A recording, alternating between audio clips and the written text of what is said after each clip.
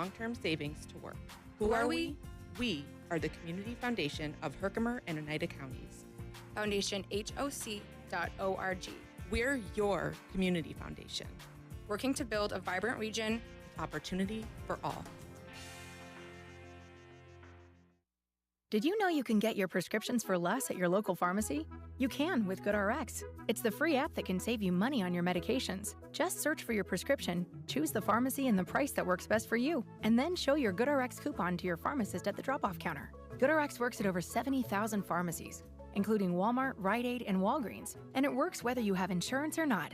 It's easy to save. Next time you drop off your prescription, check GoodRx. To start saving today, go to GoodRx.com. GoodRx is not insurance. Prescriptions require an online consultation with a healthcare provider who will determine if appropriate. Restrictions apply. See website for details and important safety information. Subscription required. Price varies based on product and subscription plan.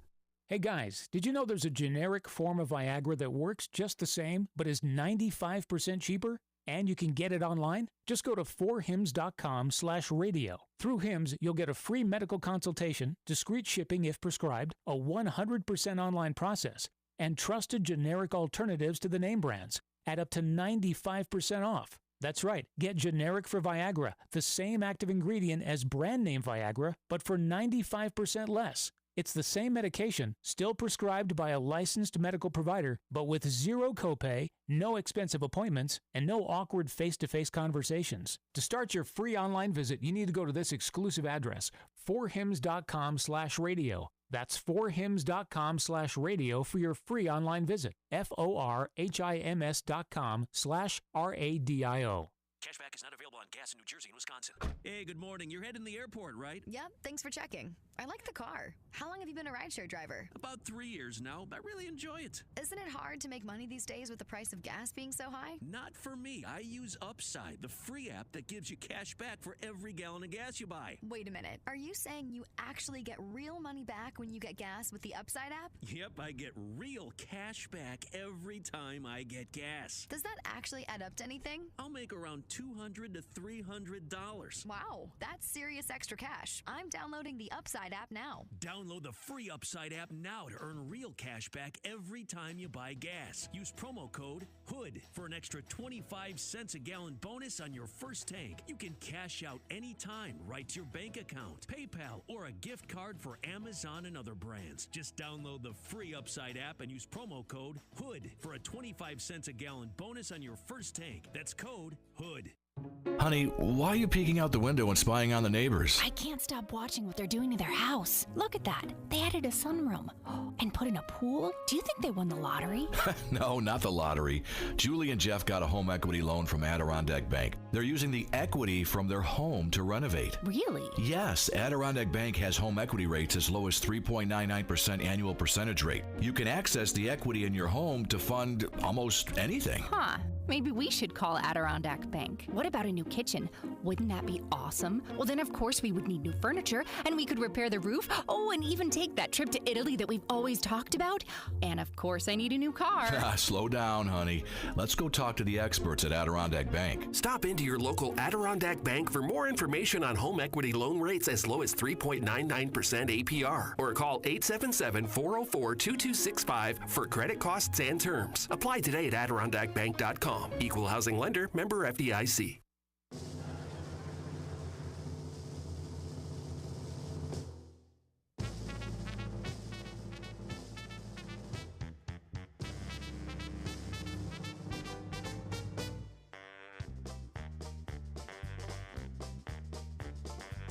It's time to start the program. It's time to earn our pay. It's time to meet the people on the Keeler Show today. It's time to read the news and weather. Time to figure out what to say. It's time to turn the channel of the Keeler Show today. Why do we always listen? Keeler's always in the know. It makes me want to call him and tell him where to go.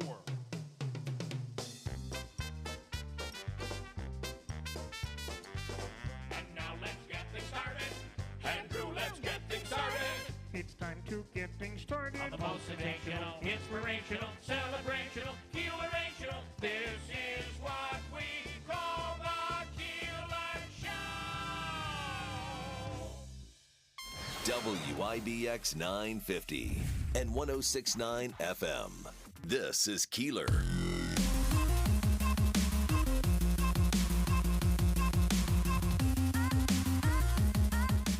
We can talk about the Scherzer ejection.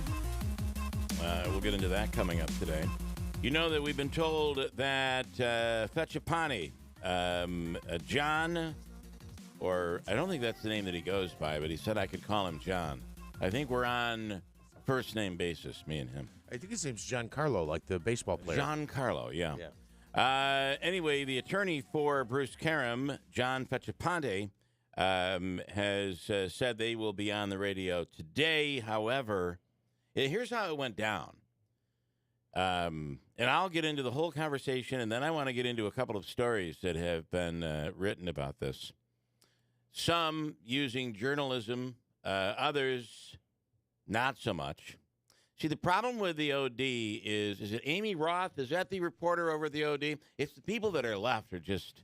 Everybody else has gone to the Rome Sentinel. So the ones who are left with, you're left with,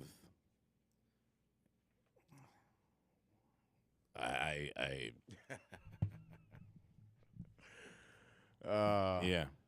Anyway, Amy Roth is the reporter that wrote a story the other day. And she just what I found interesting about it is she just let the attorney for Bruce Karam just dictate the whole story. Well, she didn't get an opposing opinion from anyone, right?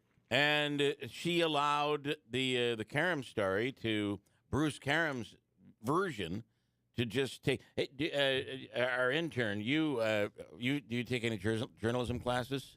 I have a couple years ago. Yeah. Did they ever teach you to get both sides of a story? They said if it's possible, yes. Yeah. Or at the very least, you should ask. Yeah, you should ask. Yeah. So apparently not at the OD anymore. Well, you know what it is? They don't have editors over. There's no editor there anymore. There are 3 people left. 3 people, and one of them is a janitor. And why? Because there's no one there left to make any mess. So there's no one to say, Amy, come on. So you learned this in school.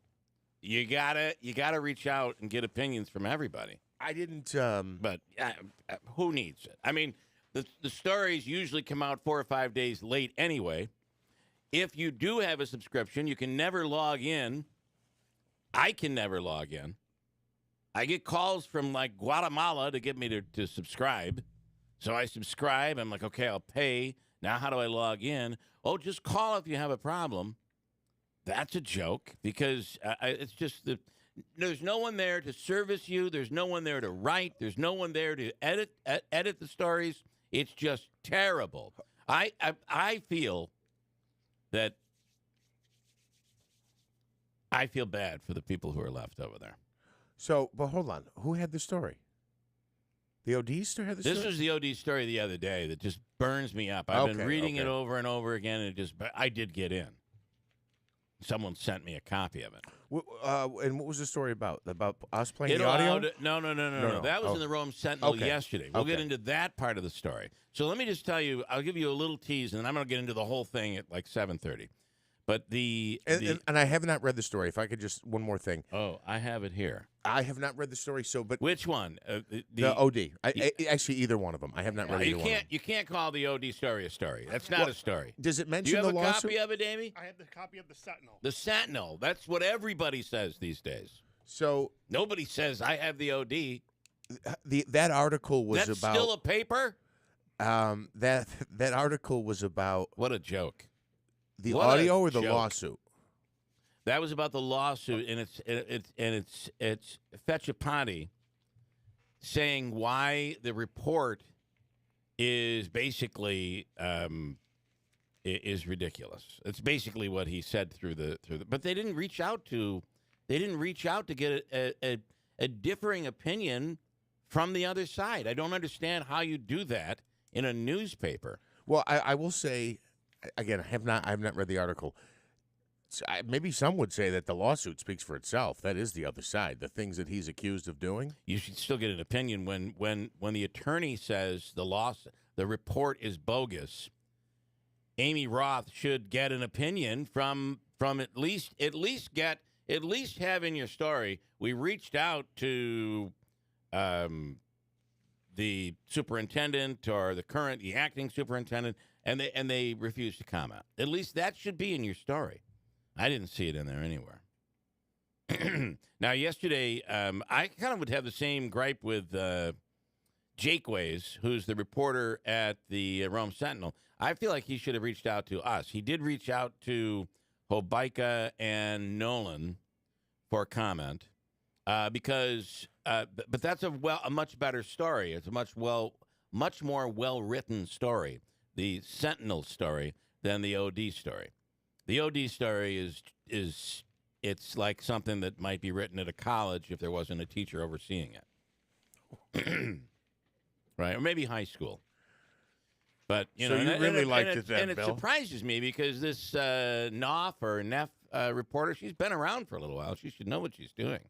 But apparently they don't require the same type of diligent writing journalism skills that they used to. Ouch. Like for instance, Fetchapani the other day said to me, "Well, you know, it would be nice. You aired that audio.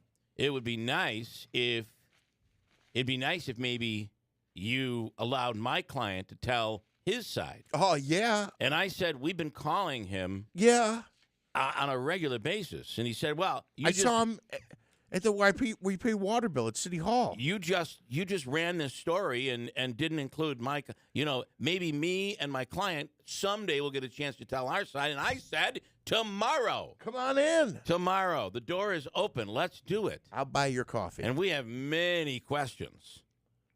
And he said, "Well, I can't tomorrow, but I will Thursday.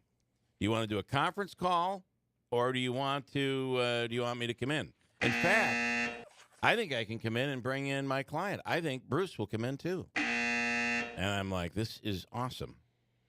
Where's my damn buzzer? There it is. In fact, maybe we'll invite the reporter from the OD to come in, and she could sit and get both sides of the story.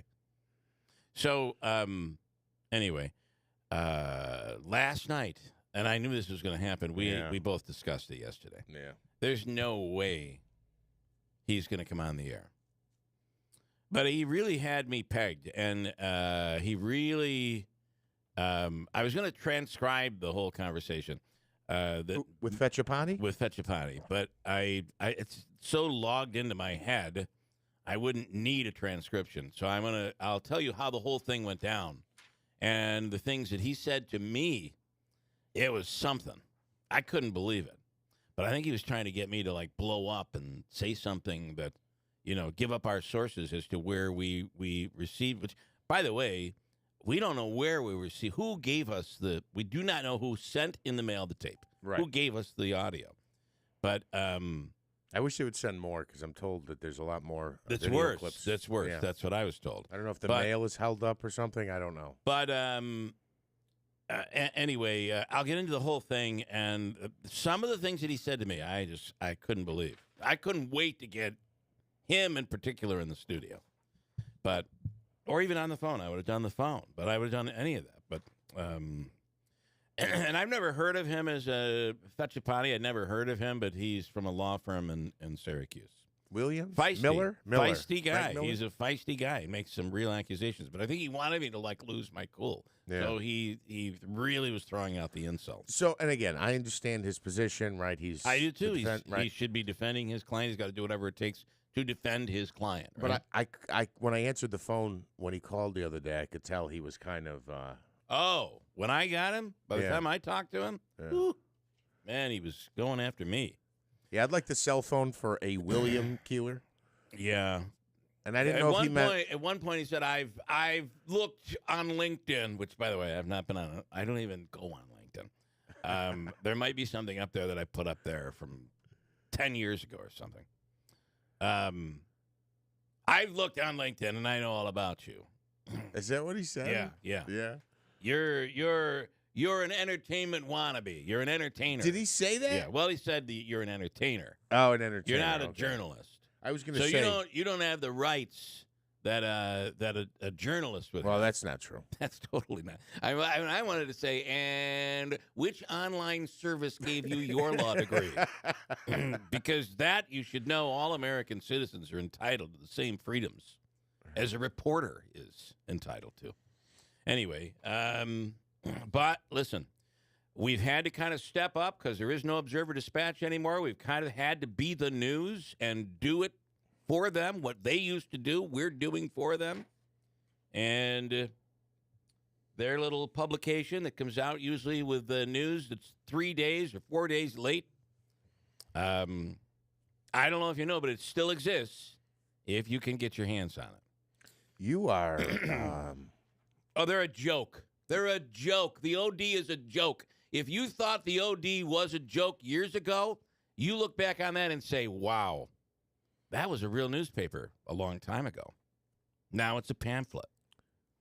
And it's a joke.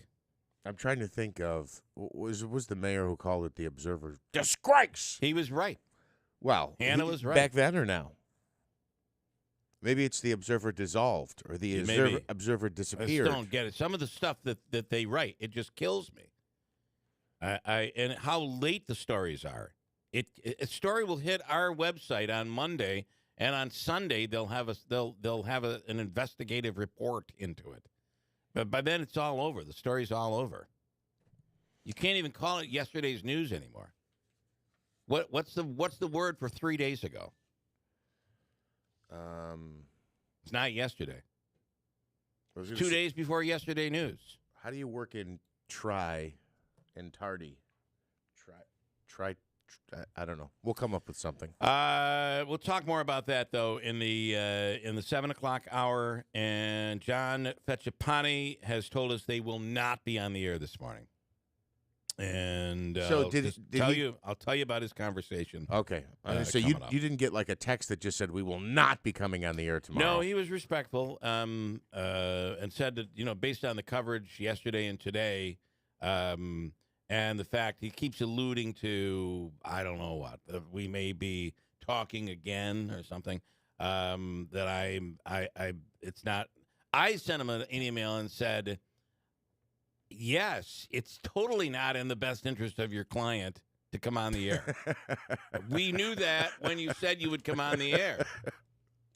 Well, at this point, it is not in the best interest of your client to bring him into the studio and let us ask him questions with you here or not. Right.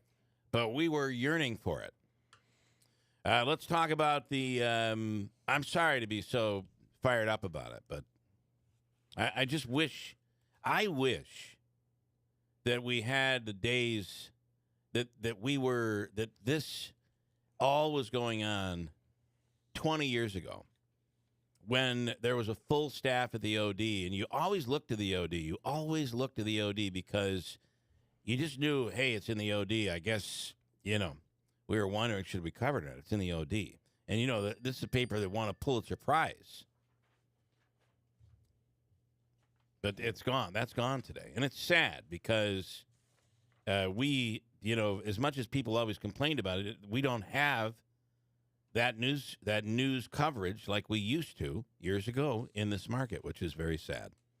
Last night in the New York Mets, the Max Scherzer was ejected after 3 innings. So what was interesting about this one, I don't know if you saw, but he was...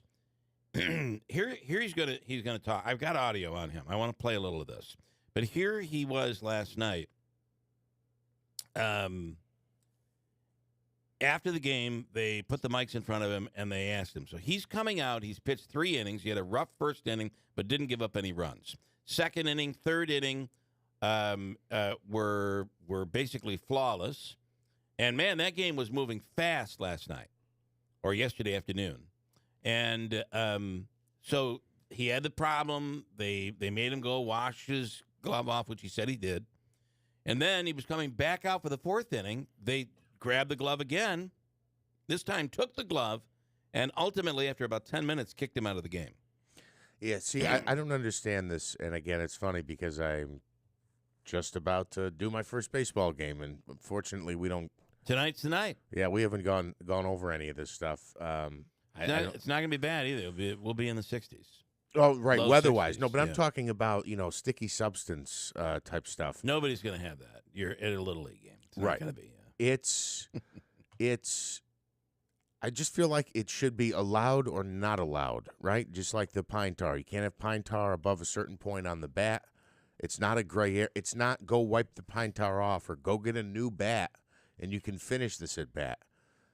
I just don't get it. The whole thing, again, with the Yankees pitcher, he's allowed to have the powder. Smitty, what is it? The rosin bag. He can have rosin on his hands, but he can't have too much rosin on his hands. And if he's ordered to go wash his hands, he's got to go wash his hands. I don't get it. Do you know? And then what? Then you start rebuilding the rosin again? Then Do you can know? start- Right. Do you know that this is the only umpire who has ejected anybody over this issue? This umpire? Who is it? I don't know the name of the umpire. Is it one of the trouble ones? Phil Cuzzy? Cuzzy, yeah. I don't think he doesn't have a He's reputation as one of the bad ones. He's I don't ejected think. 2 other pitchers for foreign substance this year. So he's the guy he's the only ump that's really going after this, which makes it confusing for pitchers, I would imagine. But here's what Scherzer had to say. And I believe somewhere I will have here it is. It was clumpy, and Phil told me to wash it off, so I washed it off.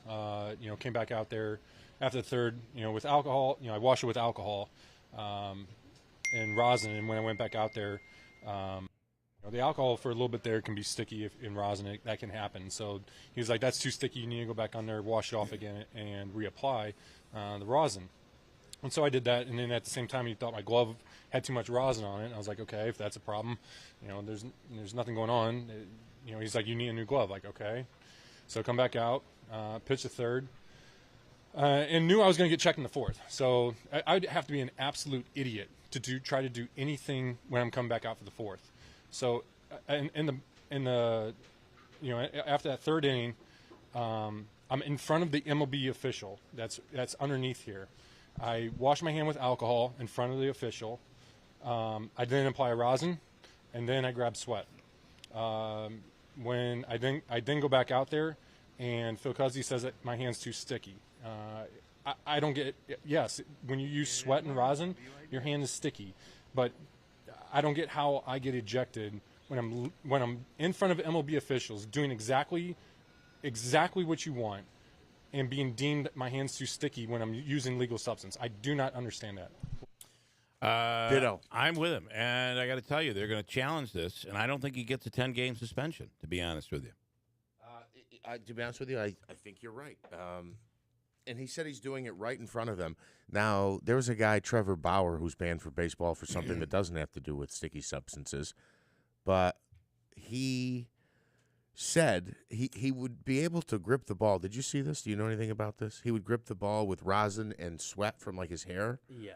And he could hold the ball like this. I know you can't see on television, but imagine sticking your finger out parallel with the ground like you're pointing at somebody. Right. He could stick the ball to the finger, and the ball would not hit the ground. It would just stay stuck on his finger. So here's the other thing they said, that the rotation of the ball in this game is exactly what the rotation of the ball has been in every other game that Scherzer has pitched. Now, now either he's been using it improperly all season long, and nobody caught it. I don't know, but he says the rotation was exactly the same. And the point on the rotation, for those who don't know, the ball, when you grip it and try to spin it and throw it, it'll, the rotations, obviously how many times it rotates, but it spins more, they've found, with the better grip that you have on the ball. So when they first put the ban in last year on these various substances, or maybe it was a couple of years ago now, they noticed that the rotation of the ball from home to from the mound to the plate would be like 2,200 rotations. And then all of a sudden they said you couldn't use this sticky substance, and it went down to like 1,700 or 1,800 rotations, on average per player. And then they noticed with certain guys, Garrett Cole was one of them, who had like the biggest drop-off in rotation because when they started with the new rules on the substances that you could use and not use. Man, watching the ball move is unbelievable. And this substance plays a role. I want to switch gears. We'll talk more about that coming up as well. In some of the items in the news, I don't know if you're following this battle over abortion and the abortion pill, but I do know the Supreme Court is taking a look at lower courts' rulings on the abortion pill ban. Tanya J. Powers from Fox News Radio on the line right now to give us an update on that. Ruling came, I believe, yesterday, right, Tanya? Well, it was an extension. They were supposed to rule. It had given itself until Wednesday. Justice Samuel Alito had set Wednesday for the deadline to review that lower court decision. And then yesterday, they extended that deadline till Friday, till the end of Friday. Now, that doesn't mean it's going to be the end of Friday when we find out. They could make a decision before then and announce something before Friday. So it could be any time between now and Friday, but that's the new deadline. You know what's going to be interesting is the Supreme Court talked about giving this back to the states' rights. It's the right of the state, but you're seeing a lot of these states, which I guess is what the Supreme Court has said could be done. You're seeing a lot of these states enacting some very strict rules, or even banning a woman's right to abortion. But this would be a national ban, so this is a different look for the Supreme Court, right? Well, what this is because last year when they overturned Roe v. Wade, when they made the Dobbs decision, they had kind of signaled they were like, okay, look, we're getting out of the abortion business. We're making this ruling, and and now less than a year later they're right back in. They've got to make another decision. Yeah, because the way we got here is after the Dobbs decision, the anti-abortion groups sued in Texas to try and have the Food and Drug Administration's approval of mifepristone rolled back. Basically, they had gotten Roe v. Wade overturned. There were still some states, and there are still some states that still allow abortion. As you mentioned, it was left up to the states at that point. Some made very strict, laws banning it altogether. Others went the other direction and kind of made sure that there would be access to it. Where this gets kind of sticky and affects those states as well is if this, because there was a ruling from this Trump-appointed judge in Amarillo, Texas, federal judge, that said, okay, I agree with your premise that the FDA used bad science and approved the drug. By the way, the drug was approved 23 years ago. This is not new. And the judge ruled saying that he would suspend the availability of the drug, but gave a 7-day deadline for it to take effect unless a higher court stopped it. That night, a Washington state judge ruled the opposite, said that FDA may not suspend the drug. This set things up to kind of go to the Supreme Court. The Biden administration asked the Fifth Circuit Court of Appeals in New Orleans for an emergency ruling to stop that 7-day deadline and, keep the drug available. The Fifth Circuit said it would keep it available, but it put restrictions on it that it used to have before 2016, which was, one of those you can't buy it in person, right, that sort of thing. And now it's gone to the Supreme Court, and again, that's how we got here in the first place.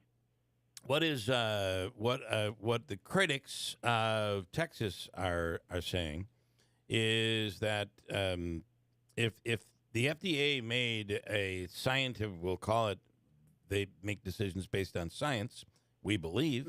If the courts can overturn a scientific decision, what other drugs could they overturn that have nothing to do with abortion? That seems to be the argument that you're opening up Pandora's box here.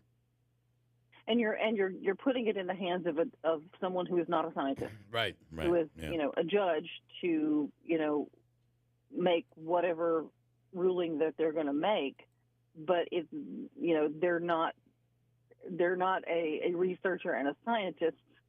So it's you're right. That's exactly the fear is what else could people come back and sue over and say, well, the FDA shouldn't offer this either, because it's just a matter of time until somebody goes, well, I don't think Viagra should be out there either. And, I mean, you're off to the races because it could literally be any drug if this one, goes through. And this doesn't mean they can't do a medical abortion. It just means that one of the drugs that's typically used in a medical abortion wouldn't be available if they vote, to not make it available. So it's, this is just, it's interesting to watch. It's certainly to see what's going to happen.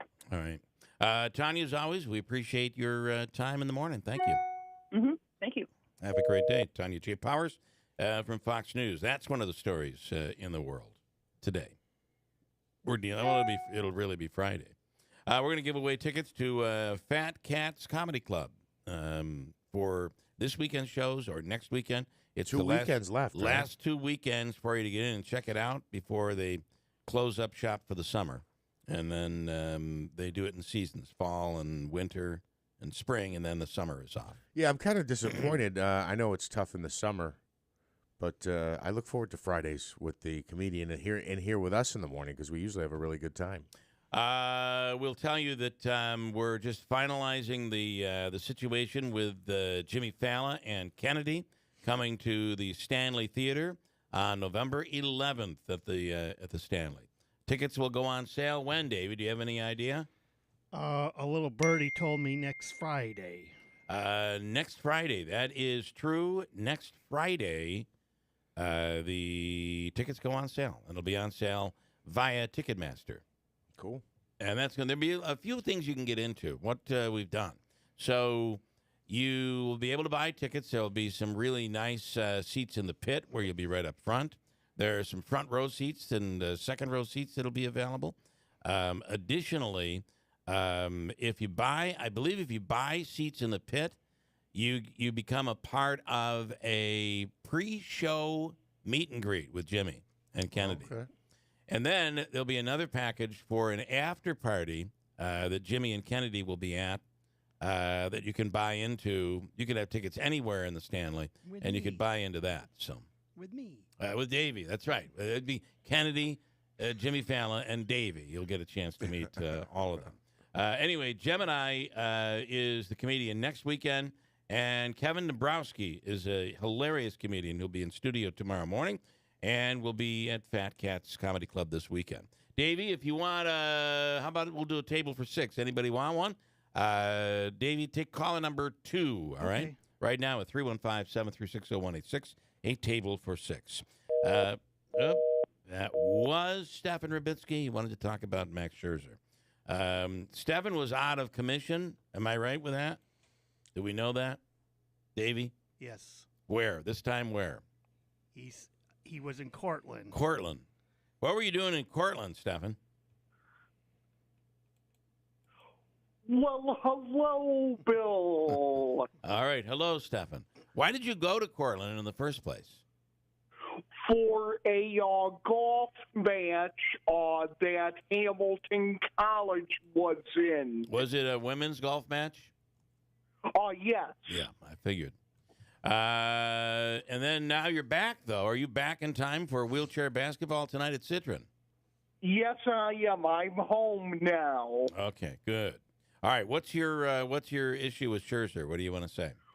Well, I feel that Tom Brady is a bigger cheater than Scherzer is with the Deflategate and all that he did. And Scherzer has been pitching for 10-plus years. He's a veteran. He should know what sticky substance is and what he can and cannot do. And I think this umpire is trying to make a name for himself. Now, that'd be the third pitcher he's ejected. So I do wonder, Manasseh. Sorry. I do. You read something. No, the umpire trying to make a name for himself. Well, if I can't make it at this baseball game, damn it, I'm going to officiate the ones who can. Fair enough. Now I forgot what I was going to say, but it was not probably worth all that much. But Scherzer had said I'd be an idiot to come back out. Right. I knew they were going to check me. Why would I wouldn't do that. I did what I thought I could do within the rules. Right. And I did it right in front of major league officials. And then walked out. I mean, why would I do it that way? It doesn't make any sense that I'd be ejected. Good morning. So that I don't understand. Yeah, no, All right, Stefan, thanks, man. You're welcome. And it's a blessing in disguise that he only pitched 4 innings. He's fresh for his next start. Yeah, and, he's coming off a sore elbow or something, right? So maybe it was good that he only pitched 3 innings. And, by the way, The Mets took 2 of 3 from the Dodgers. The Dodgers, yes, that was Yeah. very good. Always looking at the bright side, huh, Stefan? All right, Stefan. Good for you, bud. I have some comments here that we can get into. Do you want to read some? Because there's a ton here. Yes, I have some already. as well. Wayne, he talking about the attorney for Bruce Karam. He wanted you to blow up or slip up so he could record you and be like, listen to him going off. Yeah, probably right, Wayne. But for what? I can understand that maybe that's Well, I think for what benefit. the benefit is he wanted me to reveal our source as to where we received. Here's the thing, Gotcha. though. This is the problem. So, and this is what he said in the Rome Sentinel story, and I wasn't going to get into this till next hour, but a little bit of it. The whole thing is that he's claiming Hobeika must have given it to us, and I have to tell you, off the air and on the air, Hobeika has been, I want to say, annoying. Yeah, I didn't want to get into this, right? Because we can't get a word out of him on this. Right. And now that's not to say that others may not be leaking some stuff, but our job is to ask questions. That's what our job is. And Joe just will not go there. In fact, how many times on the air has he said, I am not talking about that person? Well, and off the air too, actually. Right. So with that said, now I cannot prove that he did not send me anonymously the tape. I don't know who sent us the tape. I know that's the other thing too that I didn't even think about until you said it yesterday. I can say it could be Hobeika. We don't know. I don't know. I don't know the answer to it. And when I tell you I don't know who sent it to us, I don't know. Now, he also said in the Sentinel story that I refused to explain how we authenticated it. What I didn't want to get into is who we used to authenticate it. And that is our source, and there are 3 of them. So there are 3 people that confirmed to us that was what happened in the meeting. But we even went further to dig in to find out. We heard what we heard in the recording. This is Bruce going off on the employee, Kim Devins, and we heard that. But what happened before and what happened afterwards? We don't have that on the tape. So so I wanted to know what else went on. Was there a point where Bruce was like, you know what, I shouldn't have said that. I apologize. Please disregard the things that I said about her. That wasn't right. And we asked those questions. So we were asking questions of people who were in the room, and they confirmed what was on that tape was authentic. And then they confirmed to us really what happened, if there was an apology, which, by the way, there was not. We were told. So now somebody in that room made that tape. Right. Right?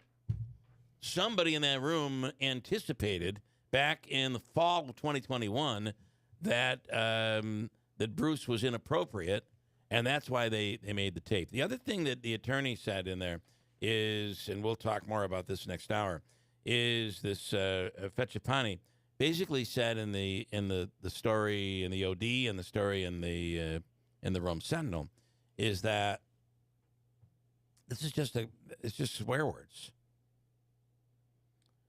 I think it's more than that. I mean, and this is the part I've heard from people over and over again since the audio played. He kept calling her fat. And I think that is inappropriate on any school property.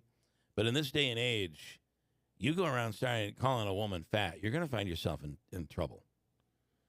Body shaming, all that stuff, you're going to get yourself in trouble there. People are really upset over that comment.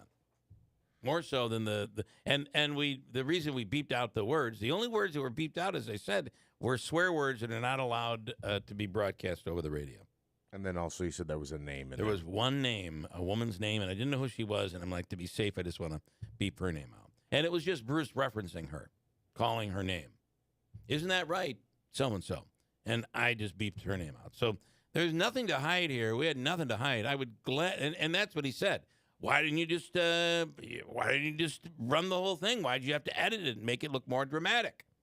Make it sound more dramatic. I said I didn't edit it and make it sound more dramatic. I just edited out the words we can't use on radio.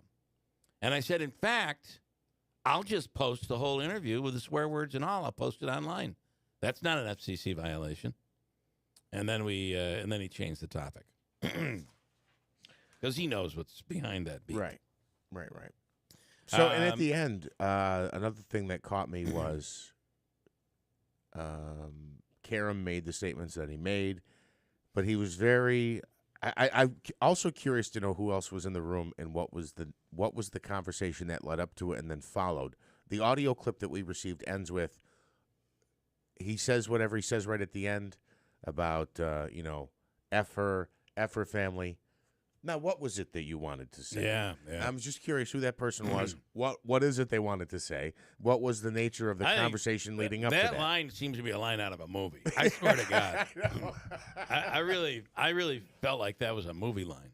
Rob says, you know that attorney thinks Joe gave you that recording as you do spend Joe's money. That's true.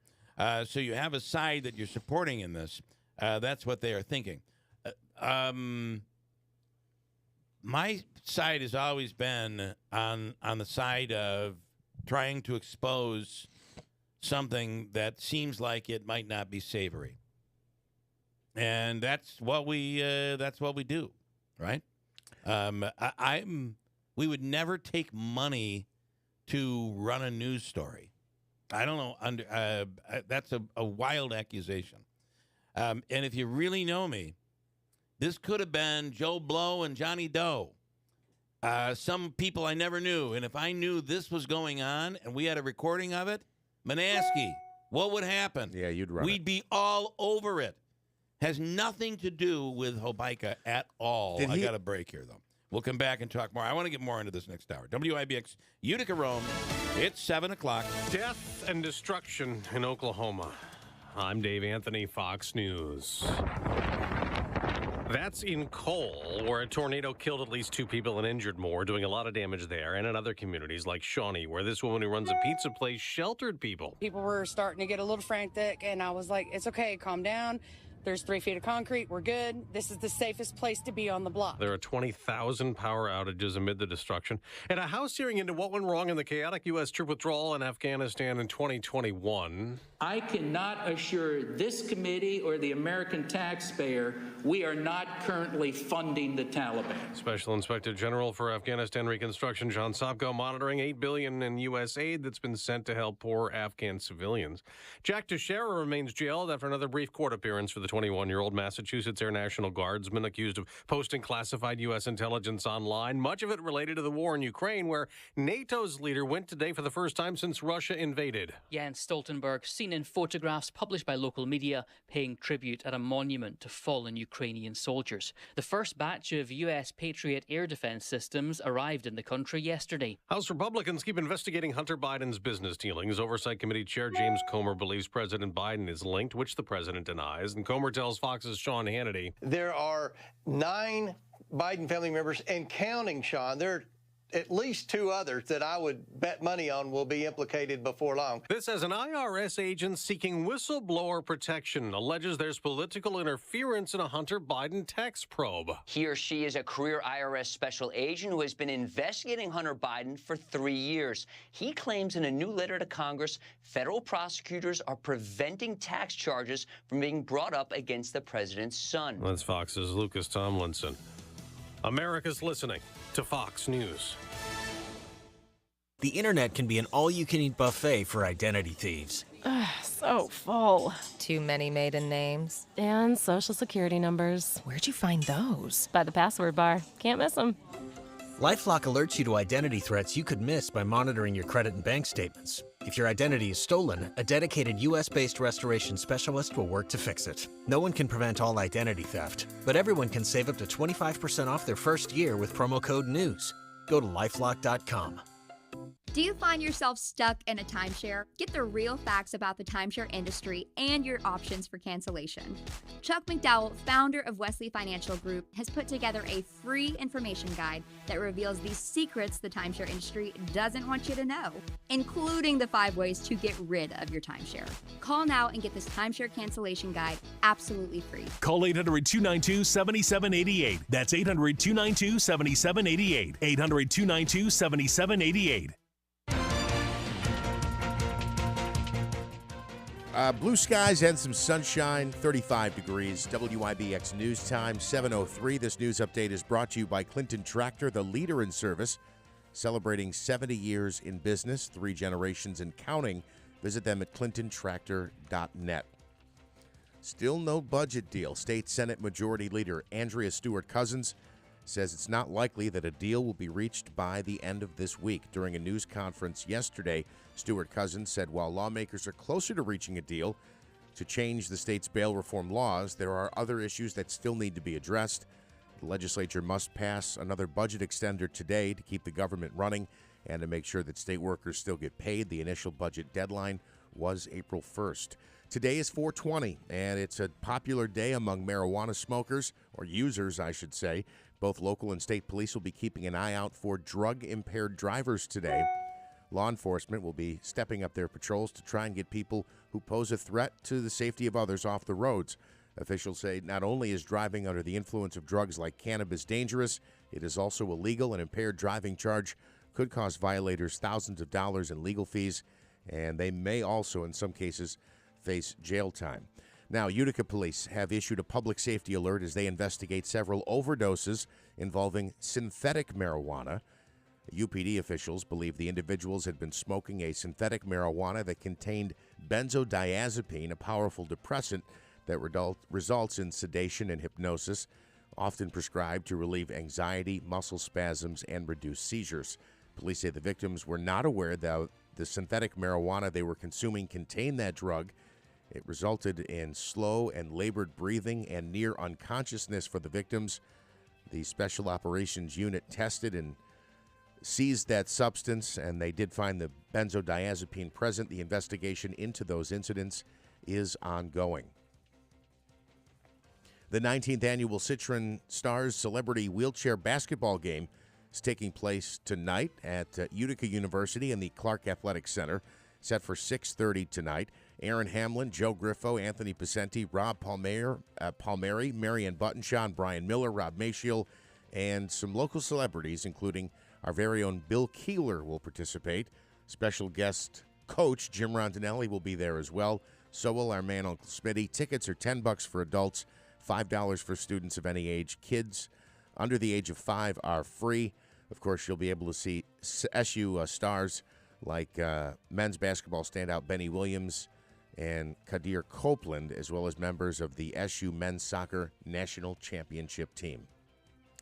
And a major feather in the cap of Utica, the Adirondack Bank Center and newly opened Utica University Nexus Center will host the 2024 International Ice Hockey Federation Women's World Championships.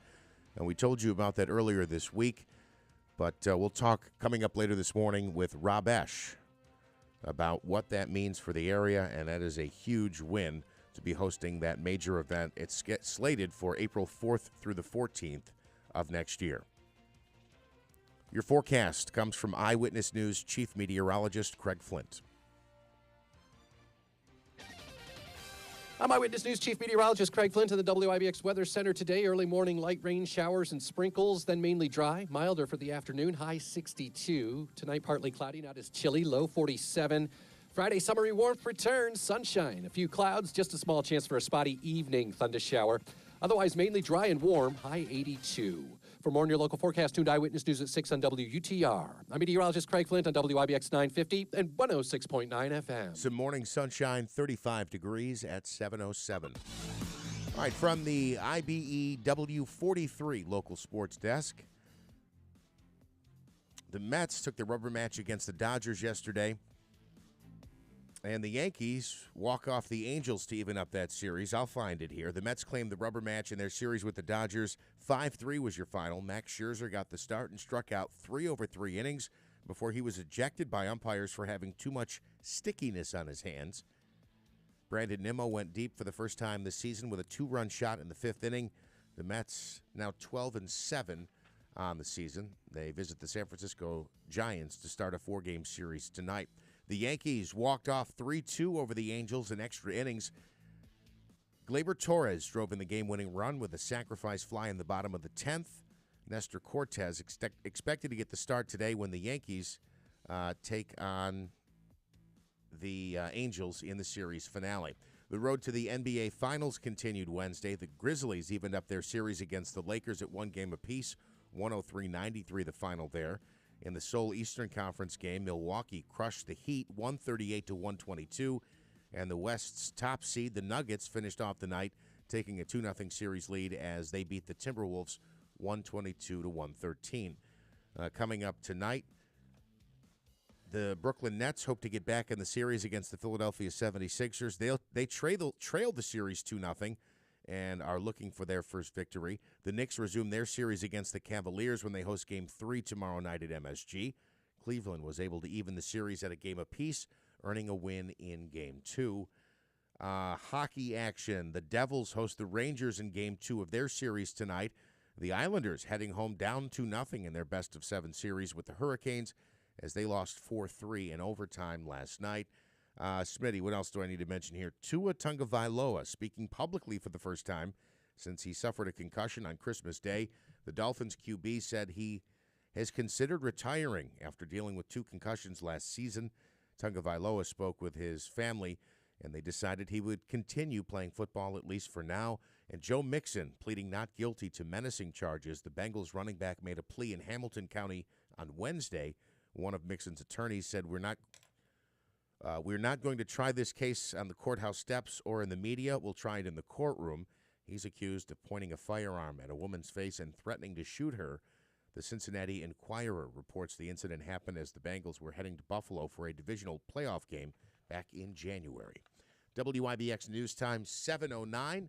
A busy hour here. We'll talk more about the Bruce Karam situation, the audio, and he not appearing on the show today. We'll also get into some comments that we have here about name changes for local schools. There's one on the list that we didn't talk about this week that might surprise you, that I believe is included on the list. Not only do we have that, we have the proposed replacement name for that. We'll get into that as well, and we'll be talking to Rob Esch about the big IIHF Women's World Championship announcement.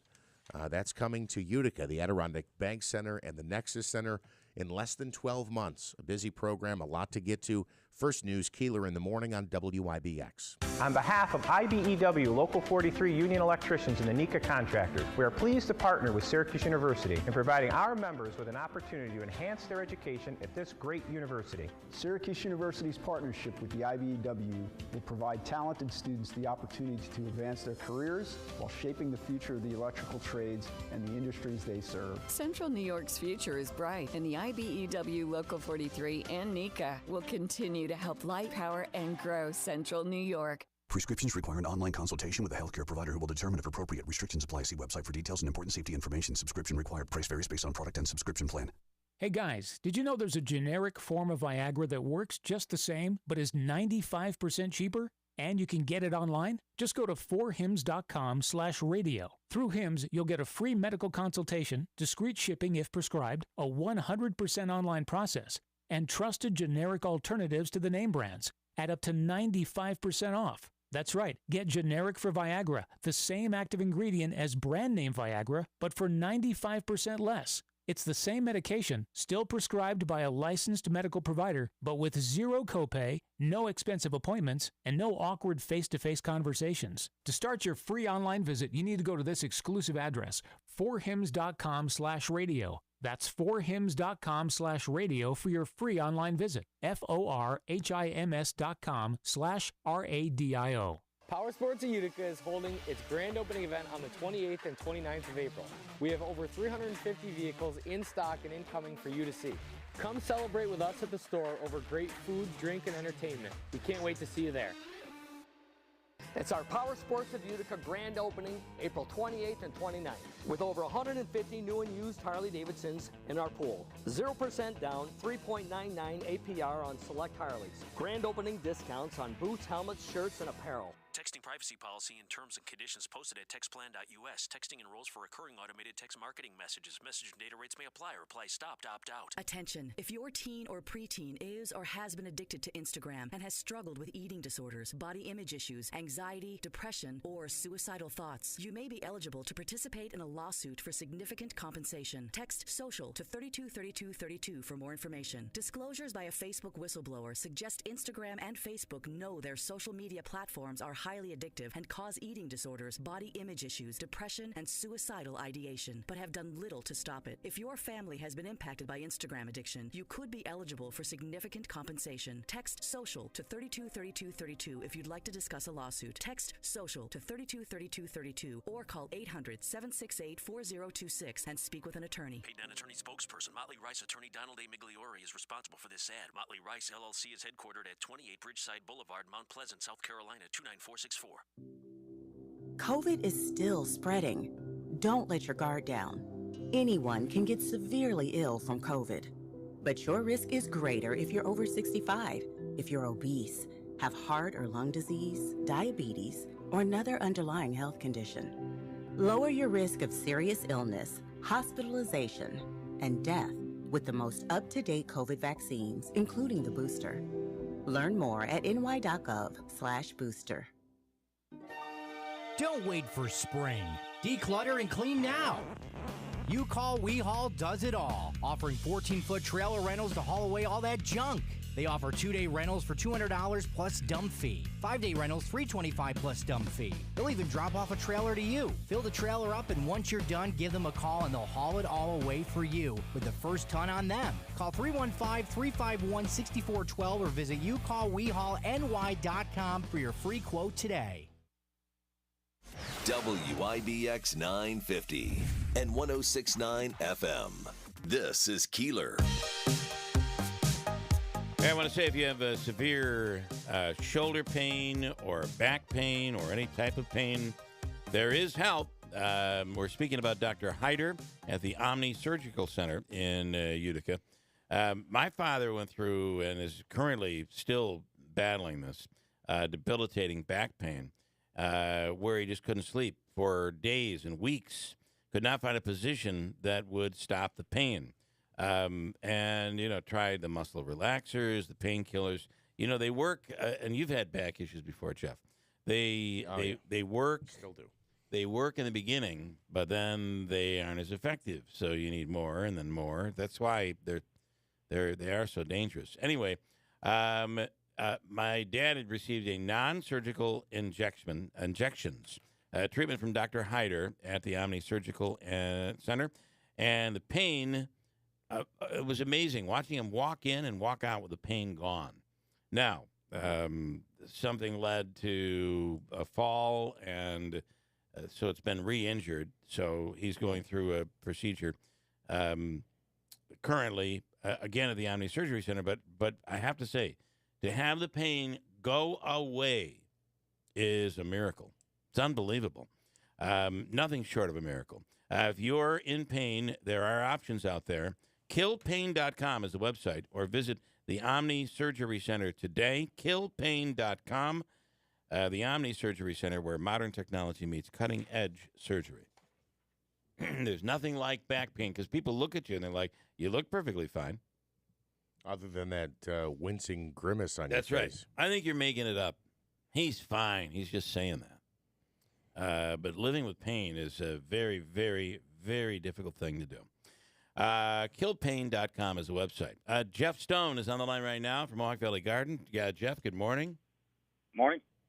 So, a big weekend. And what's interesting is with these AHL playoffs, we could be going on playoff action. We could be in the middle of playoff action until June. Late June, actually. Yeah, that would be awesome.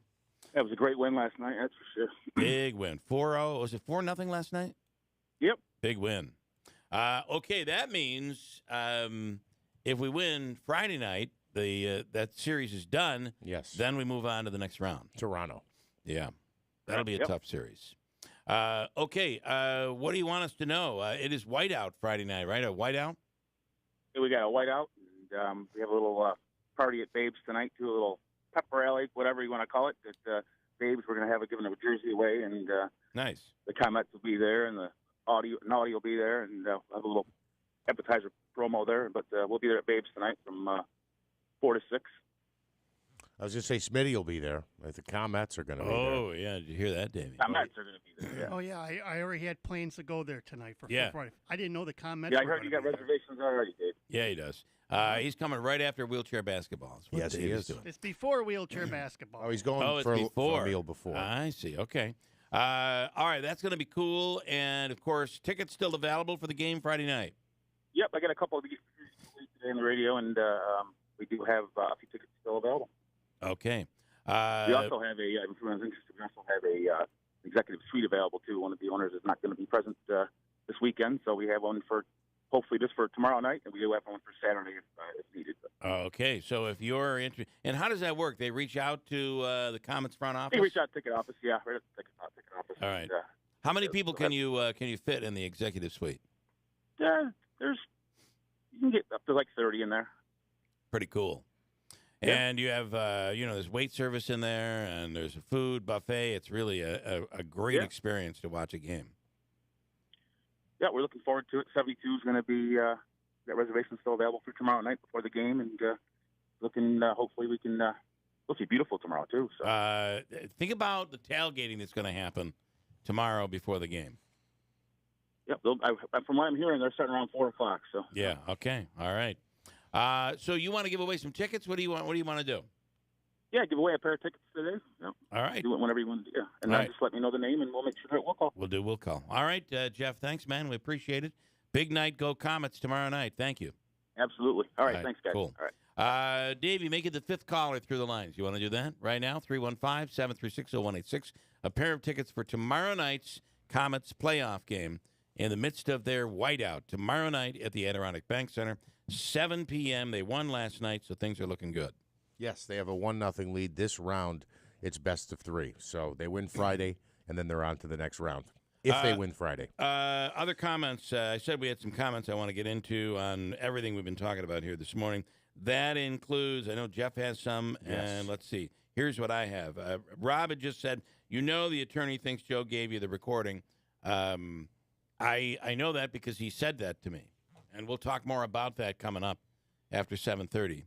The attorney for Bruce Karam. Another comment here. Wayne saying he wanted to fire you up. He wanted you to be like, you mother. Oh, I can't say that, Wayne. I wouldn't say that to him either. And by the way, I did not lose my cool once with the attorney.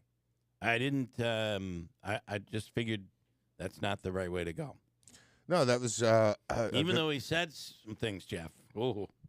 Yeah, don't tell me because I'll start swearing. I'll tell you. Bill's not a guy who curses much. I'm not a swearer anyway. Yeah, no.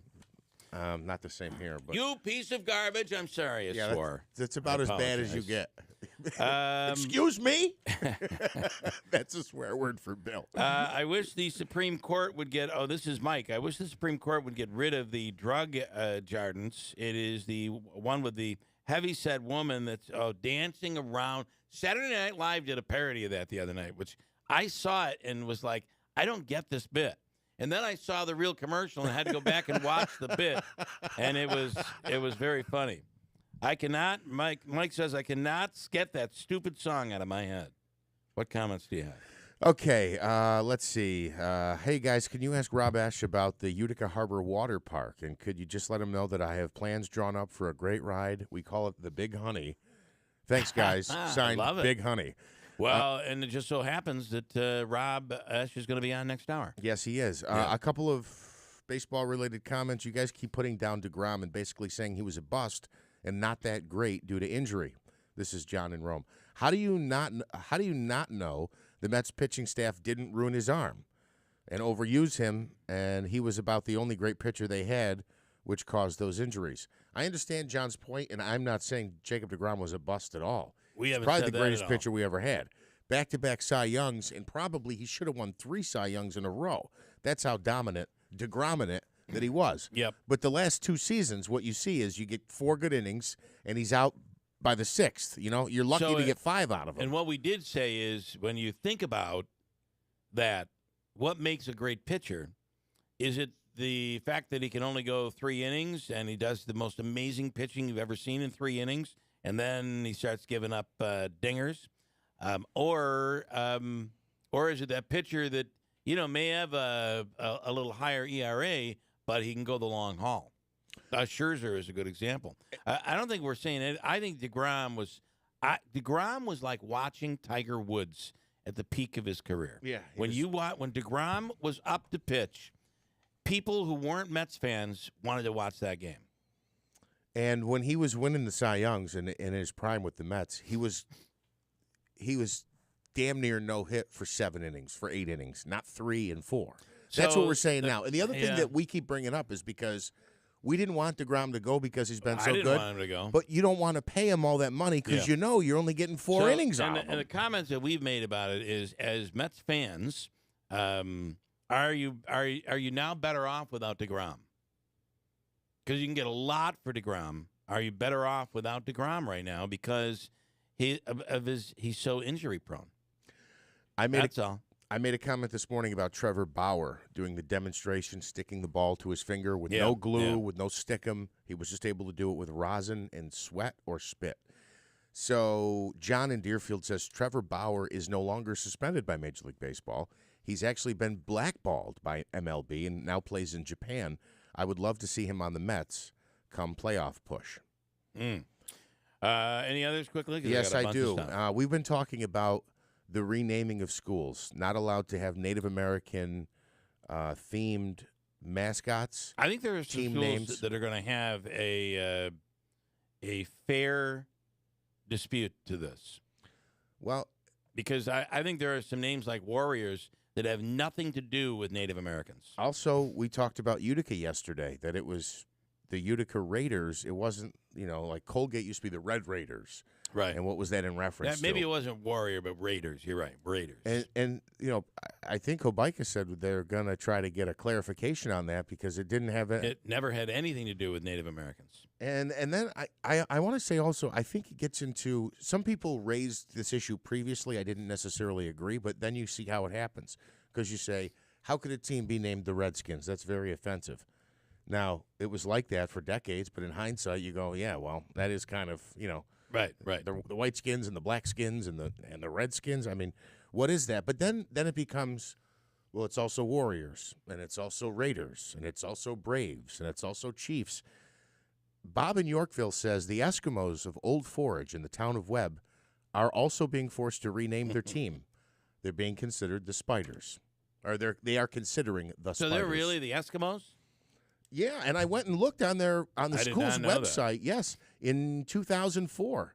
Excuse me, June 18th of 2002, the school courtyard was dedicated. No, that's the wrong one. In October of 2003, a new version of the school logo was created by Randy Church, graduating class of 05. The new Eskimo was adopted in the spring of 2004 as the official Town of Webb Schools, quote, Eskimo. So they're going to have to change, too, because an Eskimo is a native, would be a native to Alaska. Yes. Yeah. So I guess my question is. Would be considered a Native American. I guess I can see the old Cleveland Indians League logo, right? You can look at that and you go, boy, the bright red face and the big nose, and you're making fun, you're mocking at some point, right? Where the argument has always been, we named our team after Warriors or Indians or whatever it might be as a way to pay tribute because we were revered their bravery. Florida State gets away with it, and not only gets away with it, they embrace it. Yes, and it's because it's the Native Americans, specific tribe. And the Seminoles embrace that as well. They're a part of the pregame show. Any truth to the fact that they're going to be getting rid of Eskimo pies?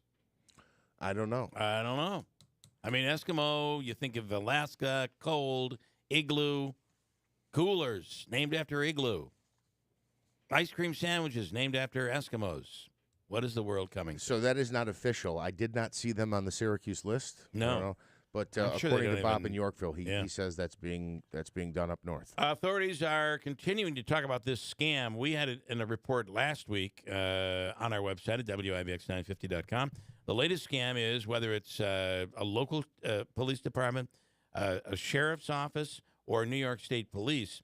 Don't fall for the scam that involves someone calling unsuspecting people, telling them they are with the police department or sheriff's office, and that they'll be arrested and charged with criminal contempt if they don't pay an undisclosed amount of money. People are giving up money for this. You can't fall for these tricks on the phone. And they're getting good. I get it. They're getting good. They are getting good.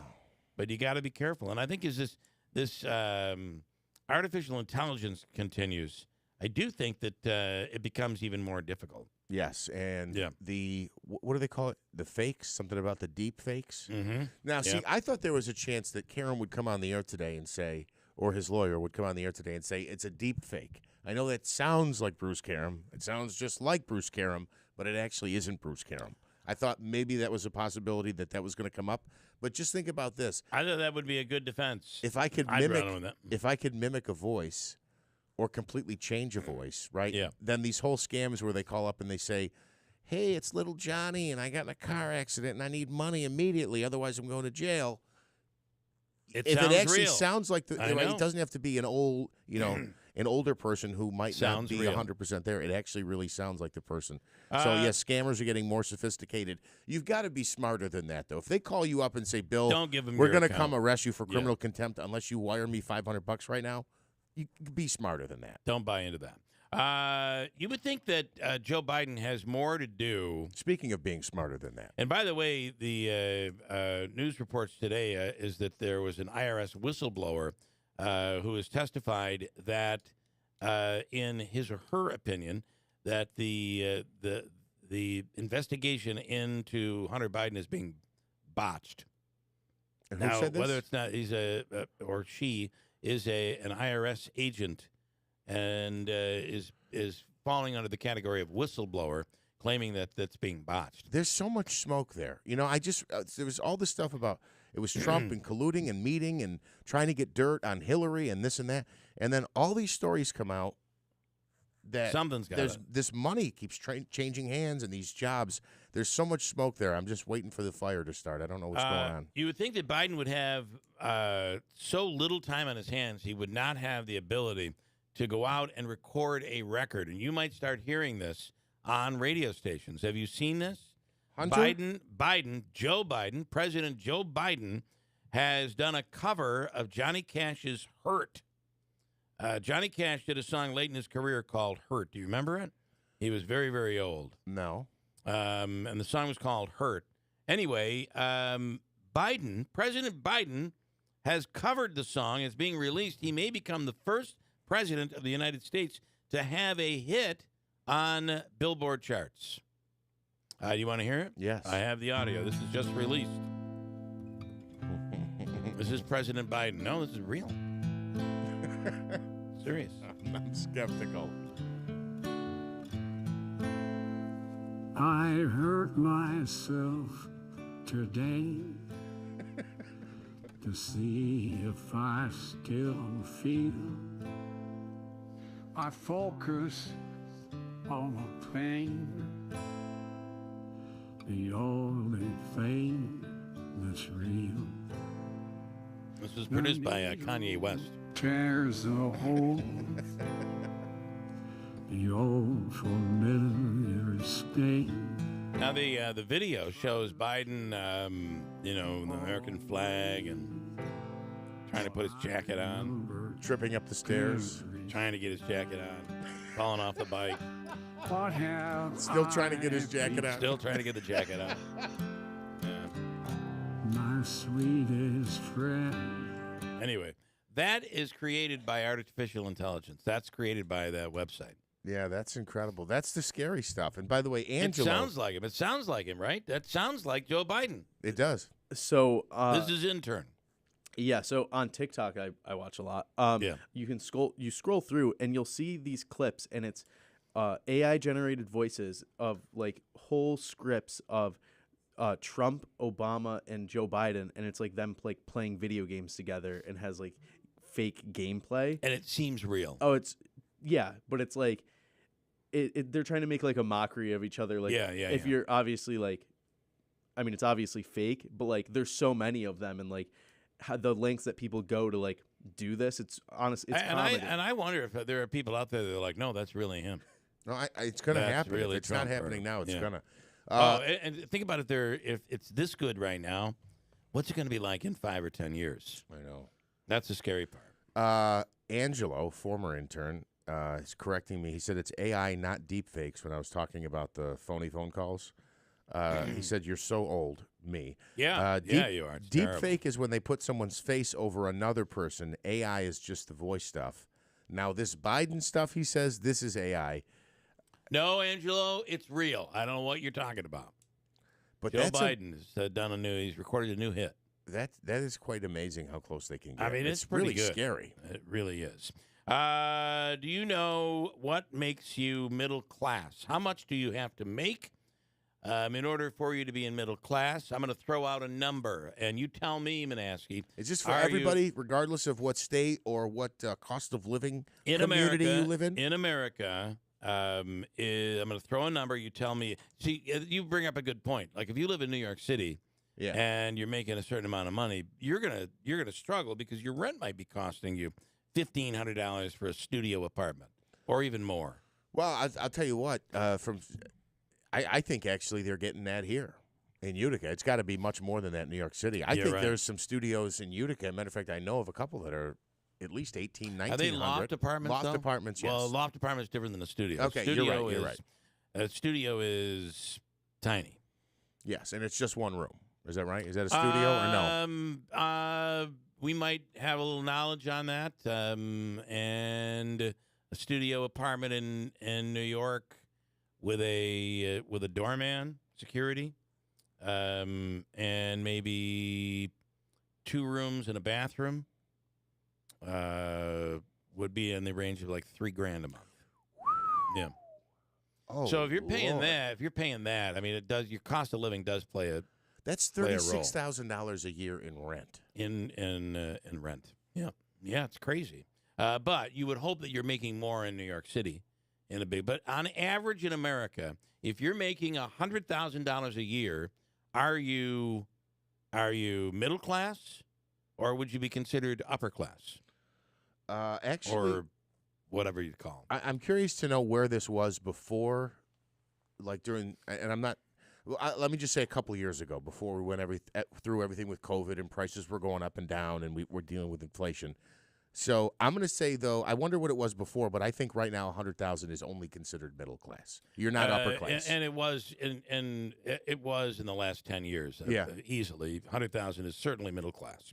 But if you're making $250,000 a year, are you middle class or upper class? I'm going to say it's still considered to be middle class. I'm going to say it's 500,000 is the cutoff for upper class. It actually is. I believe it's 300,000. If you're making 300,000 is considered middle class. Wow. And this is I got to get me a middle class job. None of this poverty stuff. So this now 300,000. I think that if you live in Utica, you would be, and you're making 300,000, you might be considered upper class in Utica. Probably. But in Silicon Valley, 300,000 a year is middle class. You're still, it's paycheck to paycheck at $300,000 a year. I'd like to live that life in between those two paychecks, though. Bet you they have a good time. And when you think about making $300,000 a year, let's think about that just for a second. You automatically need to cut that in half because your tax bracket, you move up in tax bracket, you're paying about half of your salary is going to taxes by the time you're all said and done. So, 300,000 is really 150. Now you're living on 150,000 a year. And you're paying a lot of money for, we talked about maybe your rent or whatever, your mortgage. You're paying, $3,000 a month. Everything changes. Meteorologists are... Wait. Is there a low end where they inform folks that you're actually you thought you were middle class, but you're actually poverty? Like, what's the line? You should know this. This is the Democratic mantra. If you're middle class, of course you're poor. They're a part of the poor. Meteorologists are warning. Oh, I'm running out of time, aren't I? Meteorologists are warning if you're going to be flying anytime soon, get ready for more bumpy conditions. They're saying because of the weather pattern currently, heavy critical turbulence, which could be life-threatening, is going to become more common in the skies. They can't go over it or under Especially if you're going to Honolulu, Tampa. What happens with this is this becomes unexpected. The pilot doesn't see it coming, and all of a sudden, out of nowhere, and you're not wearing your seatbelt. There are cases where people have just flown right into the ceiling of the plane, and people have been critically injured, and people have died. So they're saying, based on the current weather patterns, if you're flying, wear your seatbelt. The last time I experienced turbulence, in fact, it was so bad I almost bounced out of my window. It was Monday. I was doing a DoorDash on Wager Street in Utica. I mean, it is so what's unbelievable. Worse, potholes in Utica or turbulence in the sky? Unbelievable. I don't know. Okay, we're going to get into my conversation with the attorney for Bruce Karam. His name is John Fetchapani, and he's out of a law firm in Syracuse representing Bruce Karam. He said, I'll come on the air, and I'm going to bring Bruce with me. I'll tell you what ended up happening and how we're going to proceed with this when we come right back. First, though, Davey, let's do Hobica's free money question of the day. And this morning, Davey, we're going with caller number what? 5. 5. Fifth caller through the lines, 315-736-0186. Your chance to win from the Hobica Law Firm in WIBX. Now, I have to tell you, I think part of the argument that I'm going to hear, I think I already agree with it. I don't know it yet, and I haven't heard it yet, but I think there's actually part of this where I think the lawyer might make a great point, and then there's a part where I think he makes a point that doesn't make any sense. I can't wait to hear that. So now me and you, we will be arguing over this. We'll get into it coming up. Stand by. We'll take the free money question of the day. Chance for you to win from Hobica and WIBX. Coming right up at WIBX. Refresh and renew your home this spring with Little Falls Lumber. They're fully stocked with secondary grade metal in all colors and 12-foot lengths. An affordable option for fixing utility sheds, roofs, or garages. Looking for lumber and tired of the warped pieces from the big box stores? Then go to Little Falls Lumber, where they stock only premium grade lumber. Stop in to one of their 3 convenient locations: Little Falls, Syracuse, and Schenectady. Little Falls Lumber, helping you refresh and renew this spring. Call 315-823-2470 or visit littlefallslumber.com. Cards issued by Sutton Bank and Celtic Bank, members FDIC. Terms and conditions apply. What if you could do business without busy work? With Ramp, you can. Ramp is the future of finance with smart automation, corporate cards, and spend management. Just imagine, no more expense reports or shuffling wrinkled receipts. No more slogging through invoices or getting surprised by unexpected charges. Just your business's big idea. With smart spend controls, automation that crushes busy work, and real-time insights so you can make it happen. In other words, Ramp completely reimagined finance to make it work for your business. Get set up, issue corporate cards, and start making payments in less than 15 minutes. See how Ramp does finance. Join today and get $250 just for signing up. Just go to ramp.com/free. That's ramp.com/free to get $250 for signing up. That's ramp.com/free. Are you considering buying an electric vehicle or a plug-in hybrid? Wouldn't it be nice to just fuel up at home with an EV charging station? Potentia is helping to make the convenience of charging easier for your home and your business. As a leader in green electrical projects, Potentia has completed hundreds of large sustainable commercial projects across New York State and are now getting into the residential market. No more stops at the gas station. Charge at home conveniently and economically. With New York State's zero emissions mandate by 2035, Potentia can help design, supply, even install residential and commercial EV charging systems at your home or your business. From permitting and design through the complete installation, it's as easy as 1, 2, 3 with a turnkey EV charging solution with various packages and options available. They guarantee your satisfaction with all their products and their workmanship. Visit Potentia at 4685 Middle Settlement Road, New Hartford. Give them a call at 315-765-6184 or view their website at potentiamanagement.com. From screen printing and embroidery to promotional products and online shops, it's all under one new roof at Max's Print Shop in Marcy. Order anytime and any quantity in person or online at maxsprintshop.com. Since 1978, we pride ourselves on personally meeting every customer's need. We can take your project from design to production. And remember, Max's Print Shop will stitch anything. And we mean anything in the Utica-Rome area. Find us at 9555 River Road in Marcy or online at maxsprintshop.com.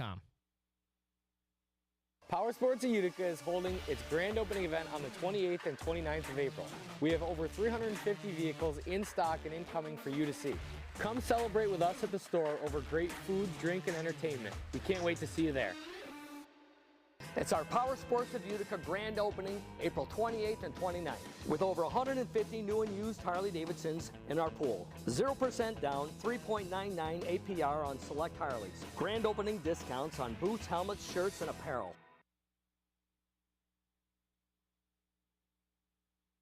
WIBX 950 and 106.9 FM.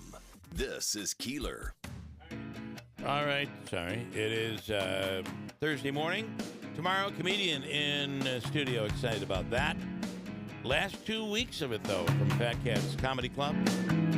After this, they'll be off for the summer. Kevin Dombrowski is performing tomorrow night and Saturday night at Fat Cats Comedy Club. And then the final weekend of their spring season, Gemini, with Dana Detrini. Gemini is an amazing comic. He does a ventriloquist act. He is magic comedy. He is a legendary comic. He's been here in Utica before. Many years ago, we're excited to have him back here. And he'll be in studio as well next weekend. So check it out at fatcatscomedyclub.com. Mark is in Westmoreland. Hello, Mark. Good morning. Good morning. All right, you ready to go? Yeah, sure am. Here's your question, and I believe it's a winner for you here. We're looking. I don't think we've had an April winner yet. We got to get going here. All right, here's your question. We spoke with him the other day. Whitesboro's Mark Lemke has a World Series ring on his finger from what year? Ready, go. That would be 1995. You say that? Are you sure it's 95? 100% positive. Mark in Westmoreland is 100% positive because he's 100% right. It was 1995, and you win $100 from the Hobica Law Firm. Nice job. That old-fashioned cash register just won't stop.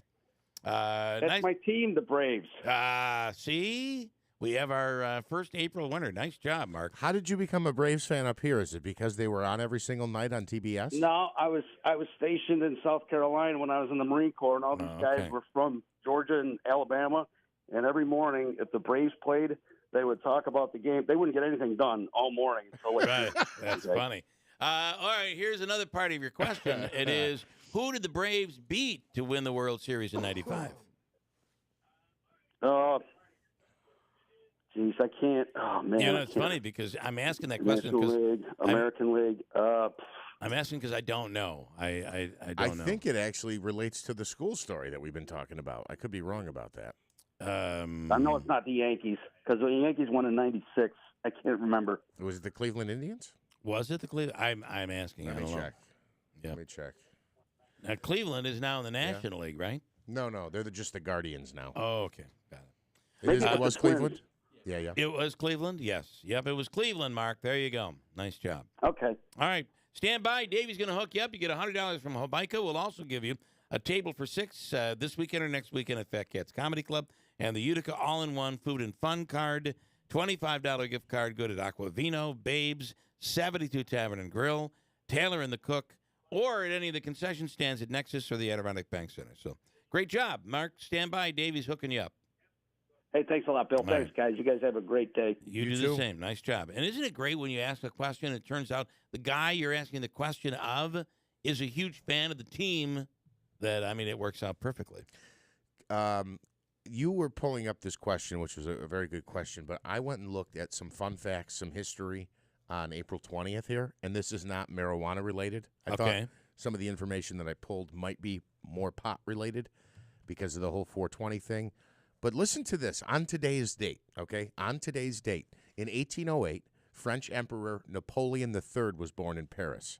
On today's date, in 1889, Austrian-born German dictator Adolf Hitler was born.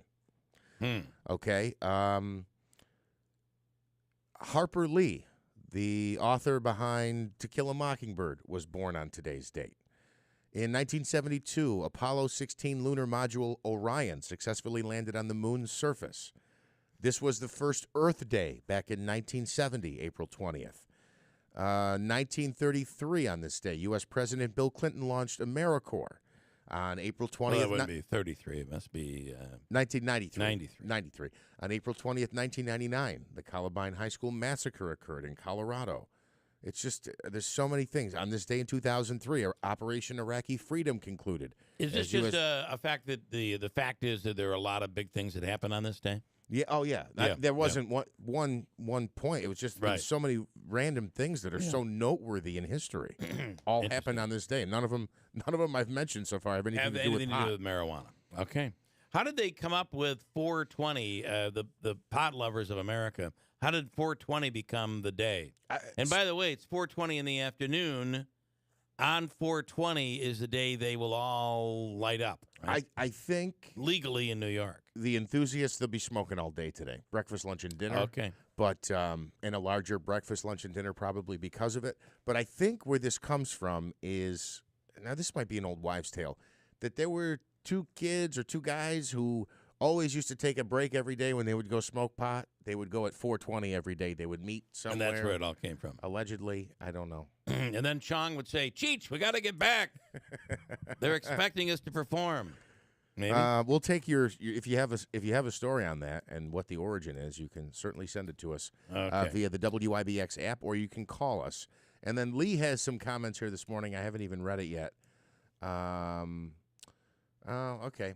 I want to get into the Fetchapante, attorney Fetchapani, who is the attorney for Bruce Cameron. I want to get into that coming up here. If you could you fetch me another coffee, if you don't mind? What is the? So what does he say?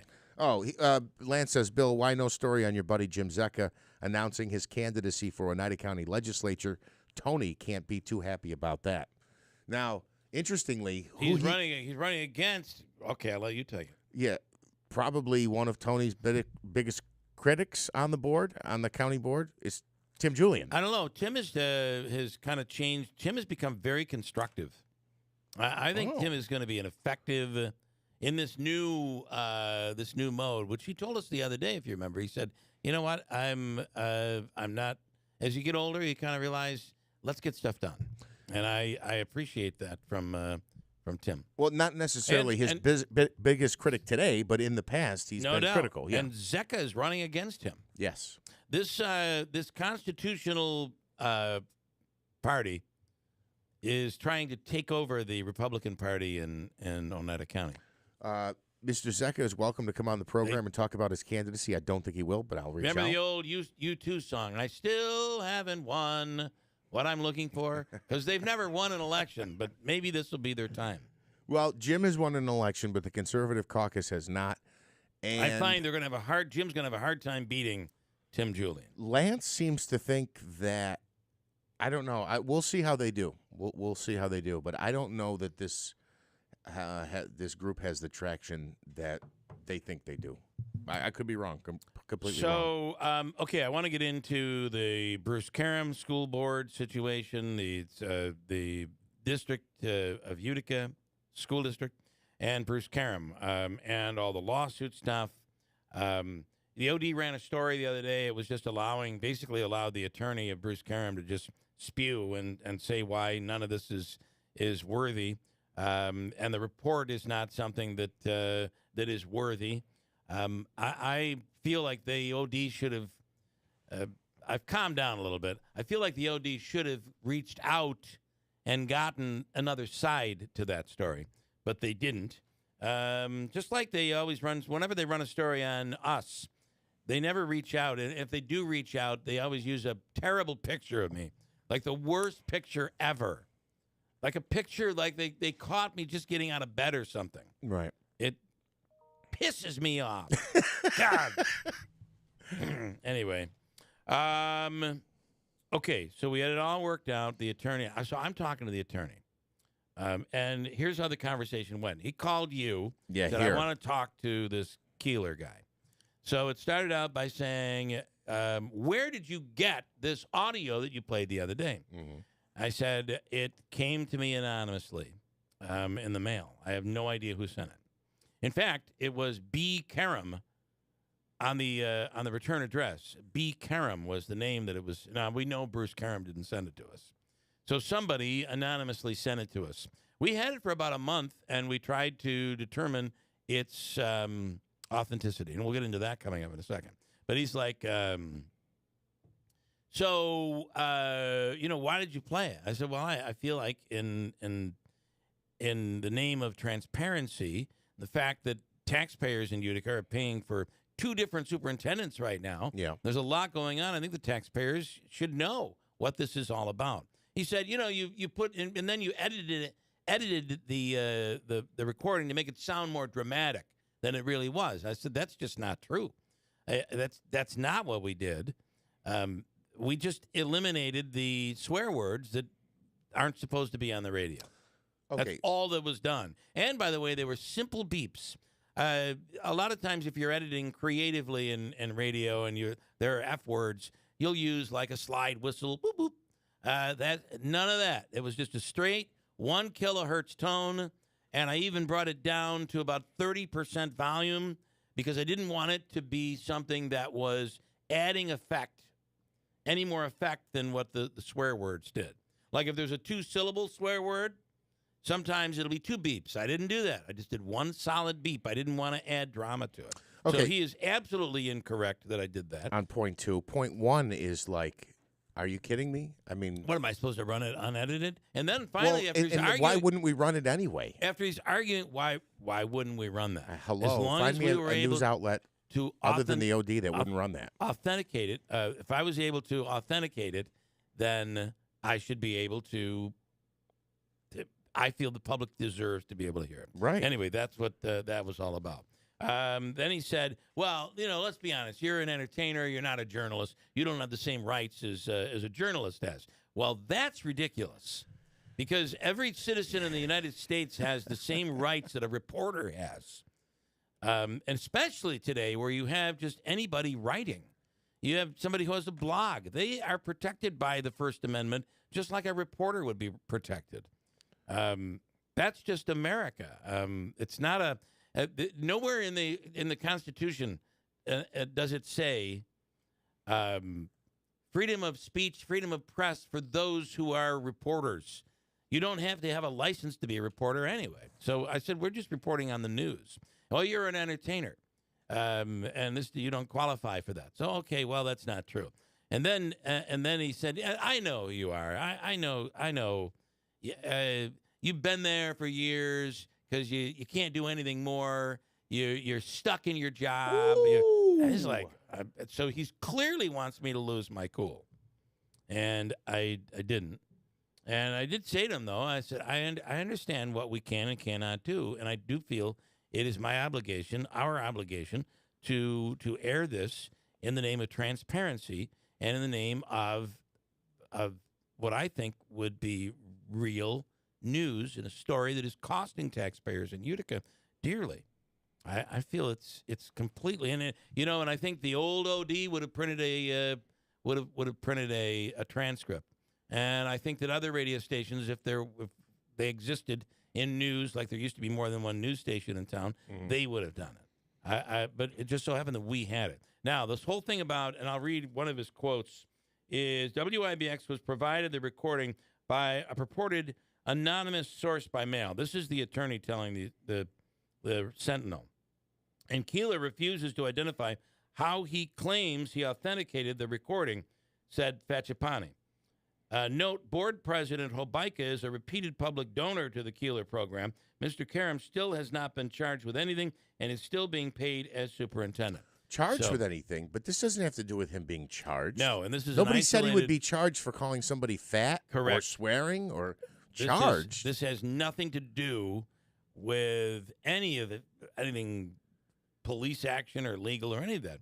However, no, I did not get it from Hobeika. I asked Hobeika, however, if he would authenticate it, and he said no. And they even said to me, I quote him, "Do not send it to me. I do not want it. Do not send that to me. I don't want it, and I can't hear it. I don't want to hear it." Right. So, and again, I'd say I wasn't even part of this conversation, but so so that is incorrect. Now, how did we authenticate it? You don't have to say that. I am going to, and I did tell the attorney this, and I sent him an email last night as well. The authentication was done like we authenticate everything, and so I interviewed 3 different people who told me that the recording was real, and some were able to tell me what went on in the meeting before and after that recording. And it allowed us to be able to say, and our legal team here, to be able to say, run it. We just didn't wake up in the morning and run this. This has been going on for a couple of weeks. Yeah. And it went up the ladder and came back down, and that's why it was aired. Mm-hmm. So it wasn't just me coming in and running it, right? Yeah, no. I think that's important to know. This is interesting.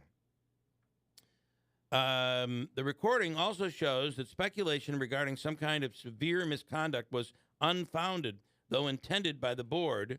In reality, even at their worst, the accusations against Mr. Karam amount to using swear words. That's the worst that happened here. This is in the Sentinel. You disagree with that? I do disagree with that. He's using curse words, yes, and he's not committing a crime, but he's talking specifically about somebody using derogatory language to demean.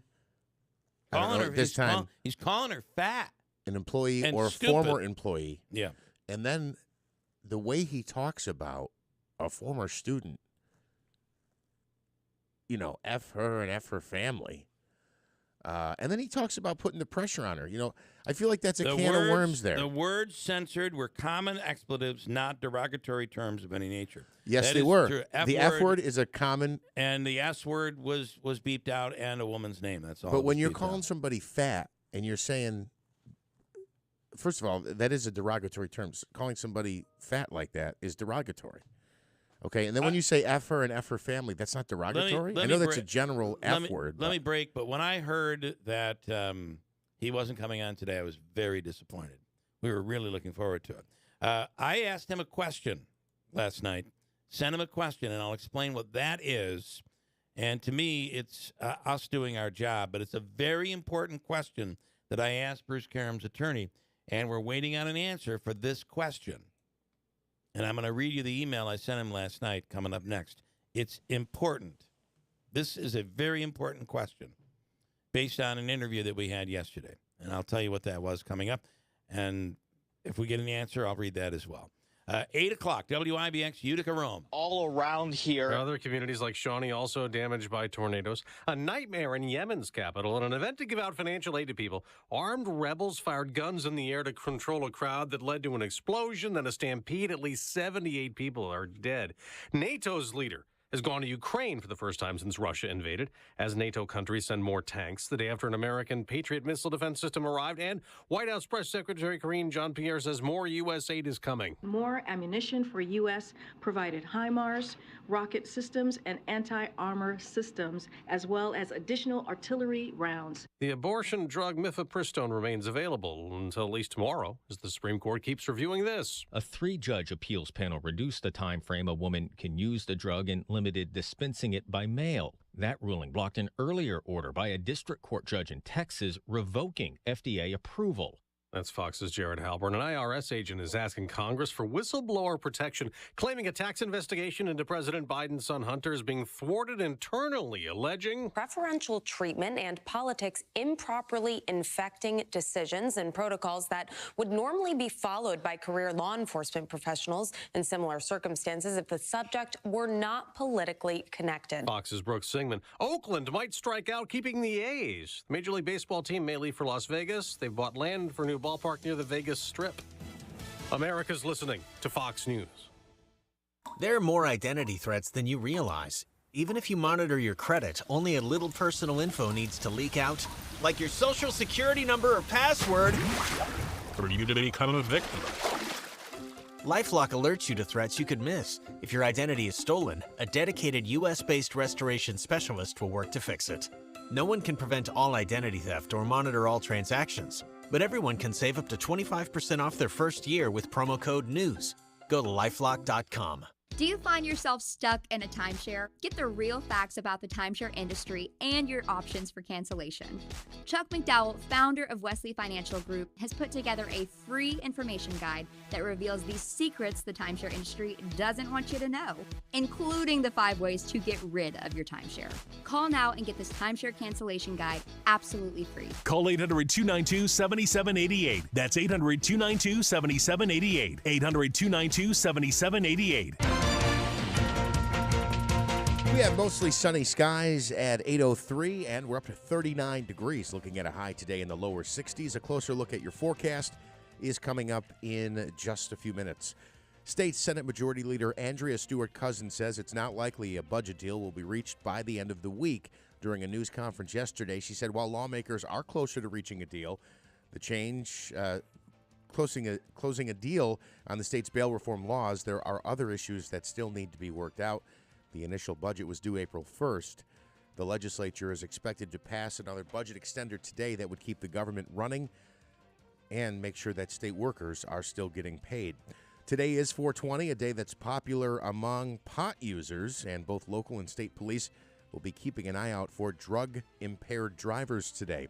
Law enforcement will be stepping up patrols to try and get those who pose a threat to the safety of others off the roads. Officials say not only is driving under the influence of drugs like cannabis dangerous, it is also illegal. Meanwhile, Utica police are issuing a public safety alert as they investigate several overdoses involving synthetic marijuana. Utica police officials believe the individuals had been smoking a synthetic marijuana that contained benzodiazepine, a powerful depressant that results in sedation, hypnosis, and is often prescribed to relieve anxiety, muscle spasms, and to reduce seizures. Police say the victims were not aware that the synthetic marijuana they were consuming contained the drug. It resulted in those users experiencing slow or labored breathing and near unconsciousness. Utica police say the Special Operations Unit confirmed that the substance they had consumed did contain benzodiazepine. The investigation into multiple incidents is still ongoing. Downtown Utica's ongoing facelift is just days away from welcoming a new food option to the city, while in South Utica, a longtime restaurant is being demolished to make way for its new tenant. Brooklyn Pickle makes its Utica debut this coming Monday morning. They will open at 10 a.m. to the public for the first time with an official grand opening and ribbon-cutting ceremony set for 11:30. They're located at 600 State Street in the former Utica Steam Cotton building in the shadow of the new Wynn Hospital downtown. There's also one difference that will be, one thing that will be different from the Utica Brooklyn Pickle as opposed to the Syracuse ones. The owner says Utica's Brooklyn Pickle will be their first to sell beer. Again, they open on Monday. Meanwhile, in South Utica, demolition has begun at the former Raspberries Cafe of Utica at 2634 Genesee Street. Included on our website are photos of the ongoing demo work. You can see the building's roof has been entirely ripped off and some walls torn down. That property was purchased by Stewart Shops, and they will soon be building a new Stewart's gas station and convenience store at that location. Here's your forecast from Eyewitness News Chief Meteorologist Craig Flint. I'm Eyewitness News Chief Meteorologist Craig Flint in the WIBX Weather Center today. Early morning light rain showers and sprinkles, then mainly dry. Milder for the afternoon, high 62. Tonight partly cloudy, not as chilly, low 47. Friday, summery warmth returns, sunshine. A few clouds, just a small chance for a spotty evening thunder shower. Otherwise, mainly dry and warm, high 82. For more on your local forecast, tuned Eyewitness News at 6 on WUTR. I'm meteorologist Craig Flint on WIBX 950 and 106.9 FM. Right now, mostly sunny, 39 degrees at 8:07. All right, in sports playoffs last night, NBA playoffs, the finals, NBA Finals playoffs continued. Let me start that over. The road to the NBA Finals continued on Wednesday. The Grizzlies evened up their series with the Lakers, 1-1 now. In the Eastern Conference, the Milwaukee Bucks crushed the Heat, 138-122. That series now evened up, and the West's top seed, the Nuggets, finished off the night taking a 2-0 series lead as they beat the Timberwolves 122-113. Hockey playoffs, the Utica Comets score a win early. They won on the road at Laval last night, 4-0 the final.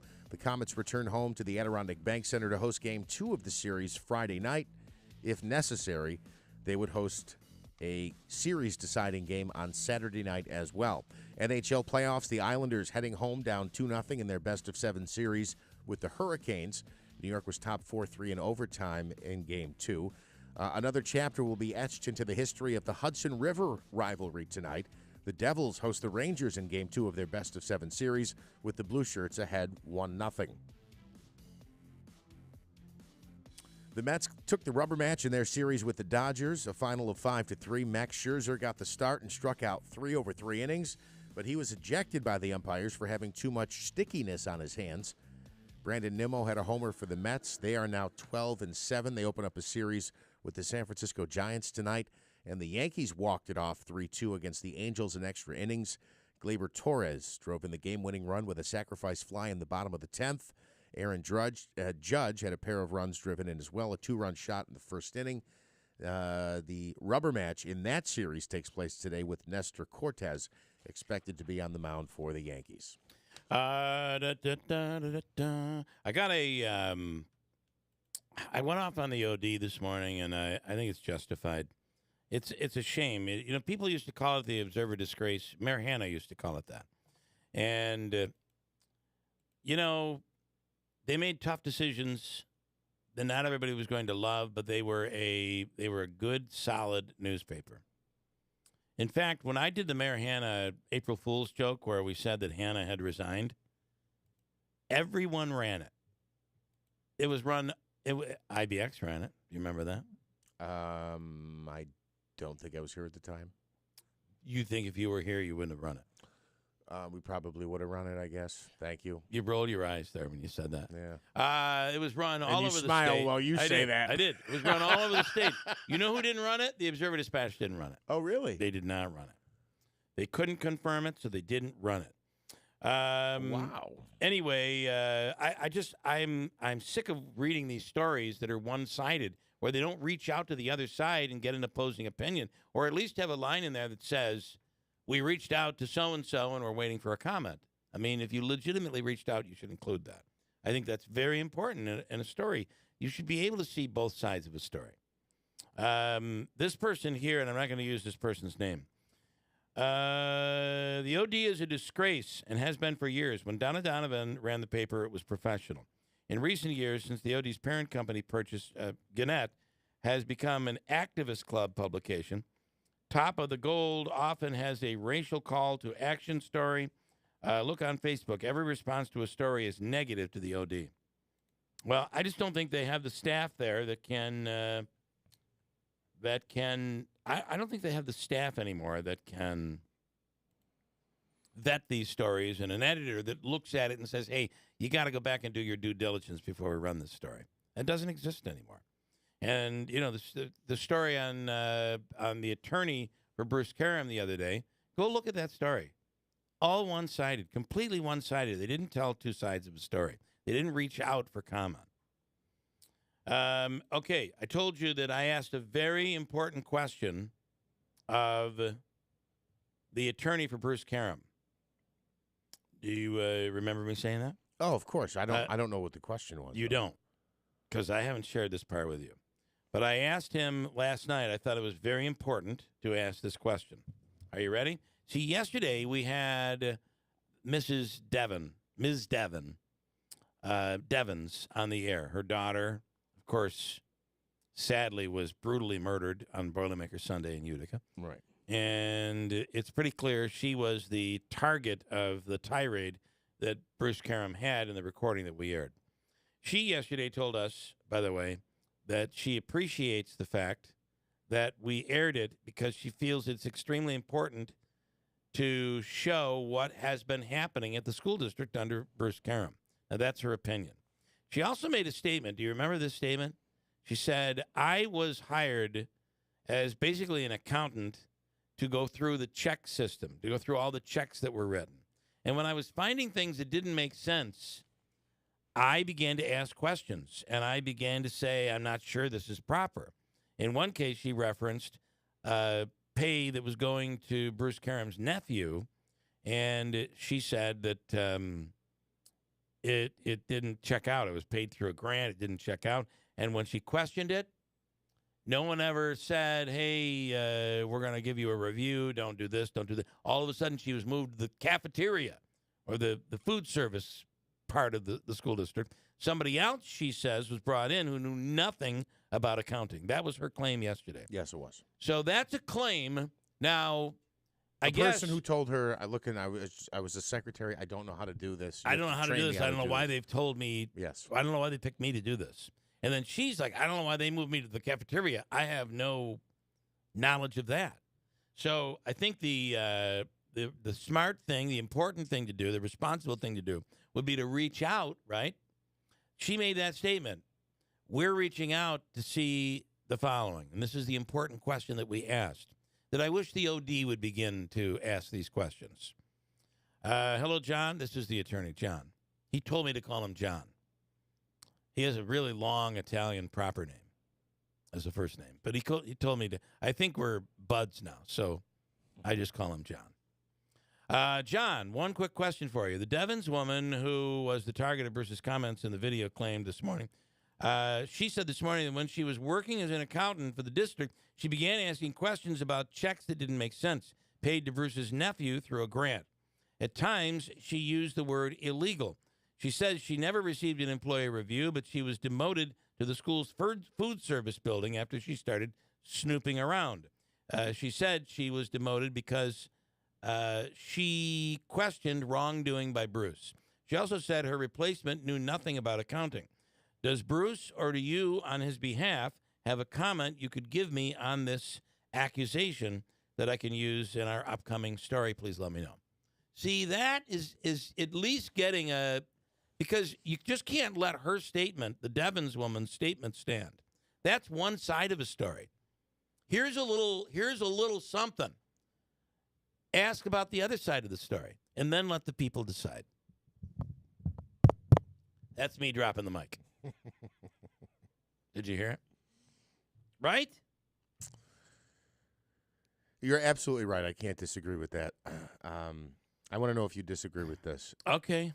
Bring it on. If this is true, and I can't imagine that it is, the lawyer has also claimed that when we played the audio on the air, that was the first they had heard of that. That is what the attorney claims. That is absolutely right. And I did not know that. But that doesn't change anything for us. Does not change that. However, I don't understand why legally. Why his attorney wouldn't have a full copy of everything they have in their report. Well, then we agree. Because that's what I was going to say. That. If that's true, he should have that before we should. I mean, you should at least know the accusation against you. But I don't know. I just can't imagine that's not true. I also want to say another thing on this issue, because a lot of people were asking about Bob Cardillo, who's running for mayor. And this is what I told Bob that we would do is I have to ask him when he comes back on about how now do you, based on what you heard, does that change the way you're going to be handling Bruce Karam? I know that you guys have been friends for a long time, and his mother held you in her arms. I think that's what Bob said. Yes. But I did say to him, we're not going to argue with you about it. We'll ask you the question, you give your answer, and the public will decide. And then you can tell us, because he has a release out right now where he's proposing all these things be done for kids in Utica if he becomes mayor. So to be fair, we'll ask that question. I'm not going to argue with him about it, and then we'll go to the topic that he wants to talk about. Sure. That's what that's fair, isn't it? Yeah, and I reached out to Mr. Cardillo last night as well. Hopefully we can get him on maybe next week, but I've not heard back. I have also, maybe somebody knows the answer to this, but my wife is devastated today. And it came after she shared this whole thing with her students. So we have a robin's nest in the backyard, and the thing laid 3 eggs. Okay. And it's been sitting on the nest, and I put a live camera on it, our security camera, just turned it on it.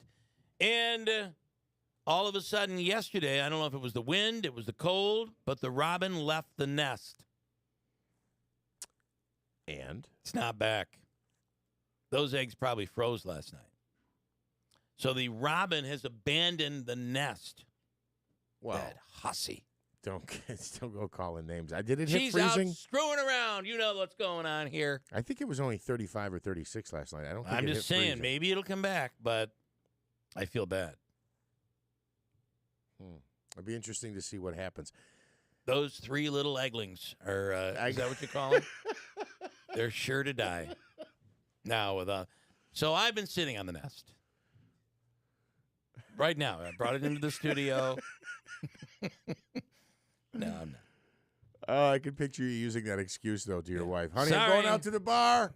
Got to Yep. sit on the eggs. Just so happens the nest is right next to a Grey Goose bottle. It probably doesn't help out. John in Rome says, we're talking about the Bruce Karam situation and the lawyer fetched me a lawsuit. He says the lawyer considers you entertainment. Apparently, he's never listened to the show. Yeah. And Michael says, as long as the insults are flowing in here this morning, Michael says, you're mad because every time the OD does a story about you, they use an ugly photo. Is there anything else out there that possibly exists other than an ugly photo of you? Well, there you go. Okay, what's next? We're talking about, can I go forward or do I need to take a quick break? Yeah, go ahead. We'll skip it.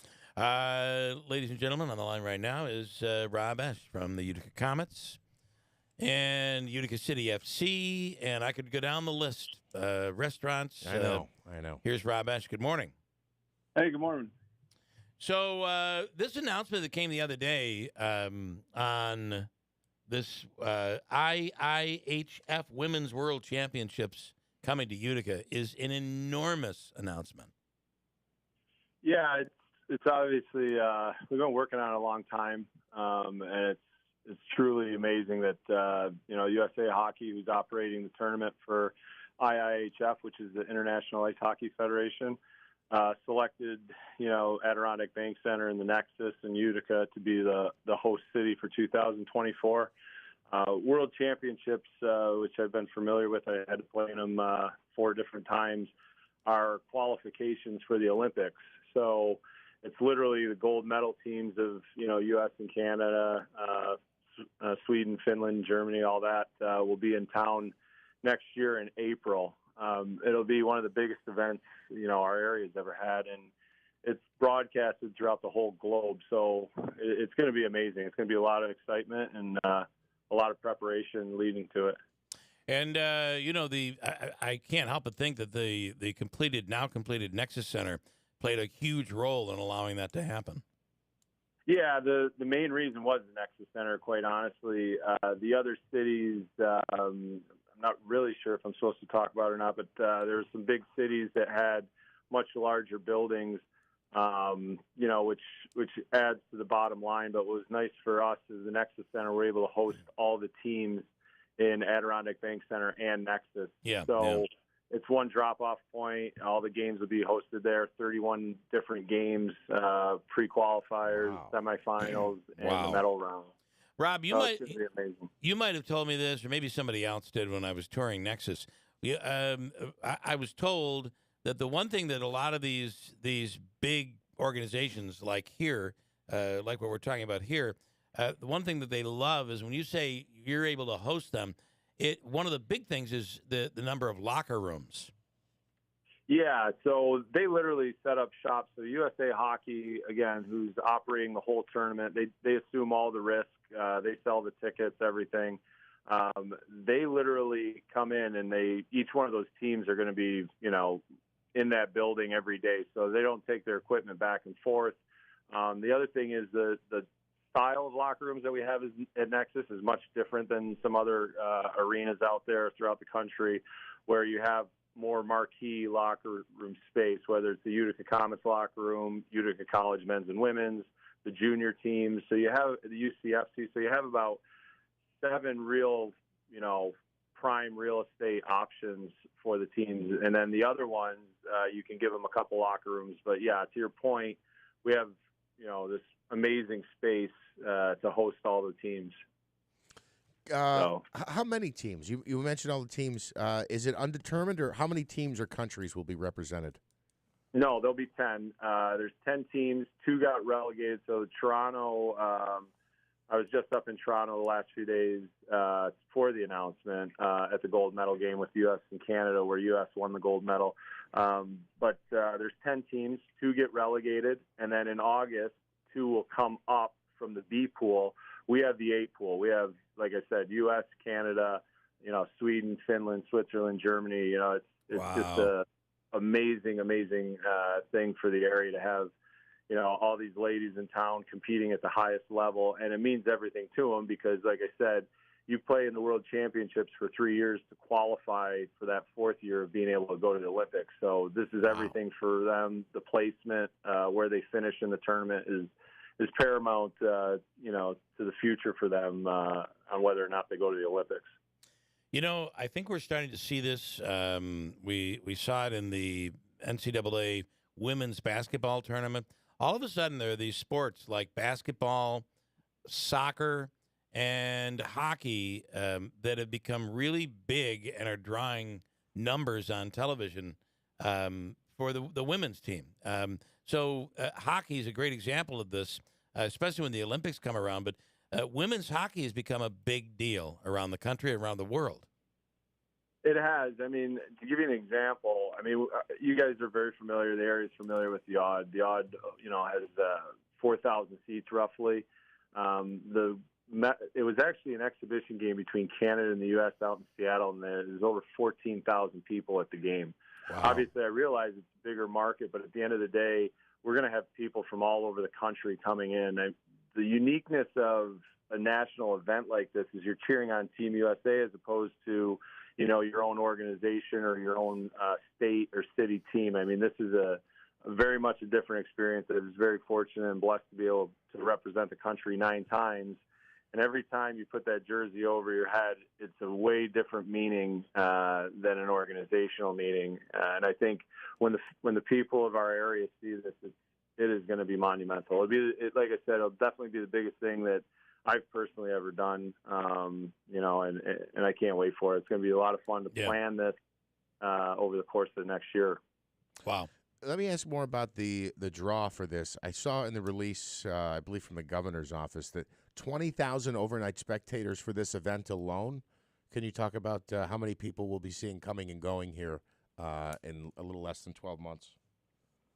I think, so the tournament's 10 days long. The girls will come in probably 6 to 8 days prior to the event. 4 teams will be up in Lake Placid. You'll probably have another few at Nexus and then another few out in Buffalo where they'll be in their training camp for the World Championships. So they'll be in New York State. Then they're all going to arrive here in Oneida County. They're staying at Turning Stone because Turning Stone can house every single one of the teams, which is really important for the IIHF. And then in those 10 days, we'll probably have about 50 to 60,000 spectators throughout the course of all 31 games. And we'll have probably roughly, it's speculative, but we're going to be somewhere around that 20,000 number of out-of-towners.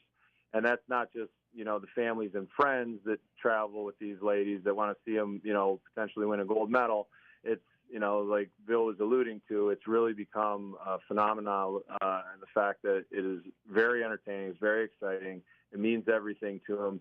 And at the end of the day, people like watching inspired people. And these women are very inspired, they're very goal-driven, And it's fun to, kind of absorb that type of energy, and that's exactly what they exude.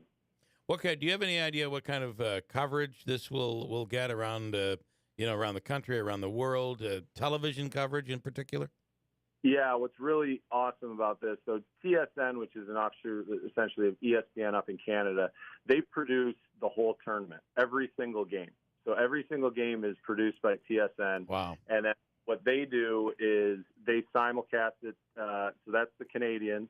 Then they'll simulcast the NHL Network. Will have every single one of the games.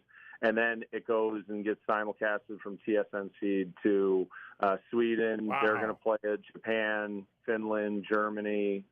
So every country that's in it obviously broadcasts this in their own country. Wow. I mean, it really is.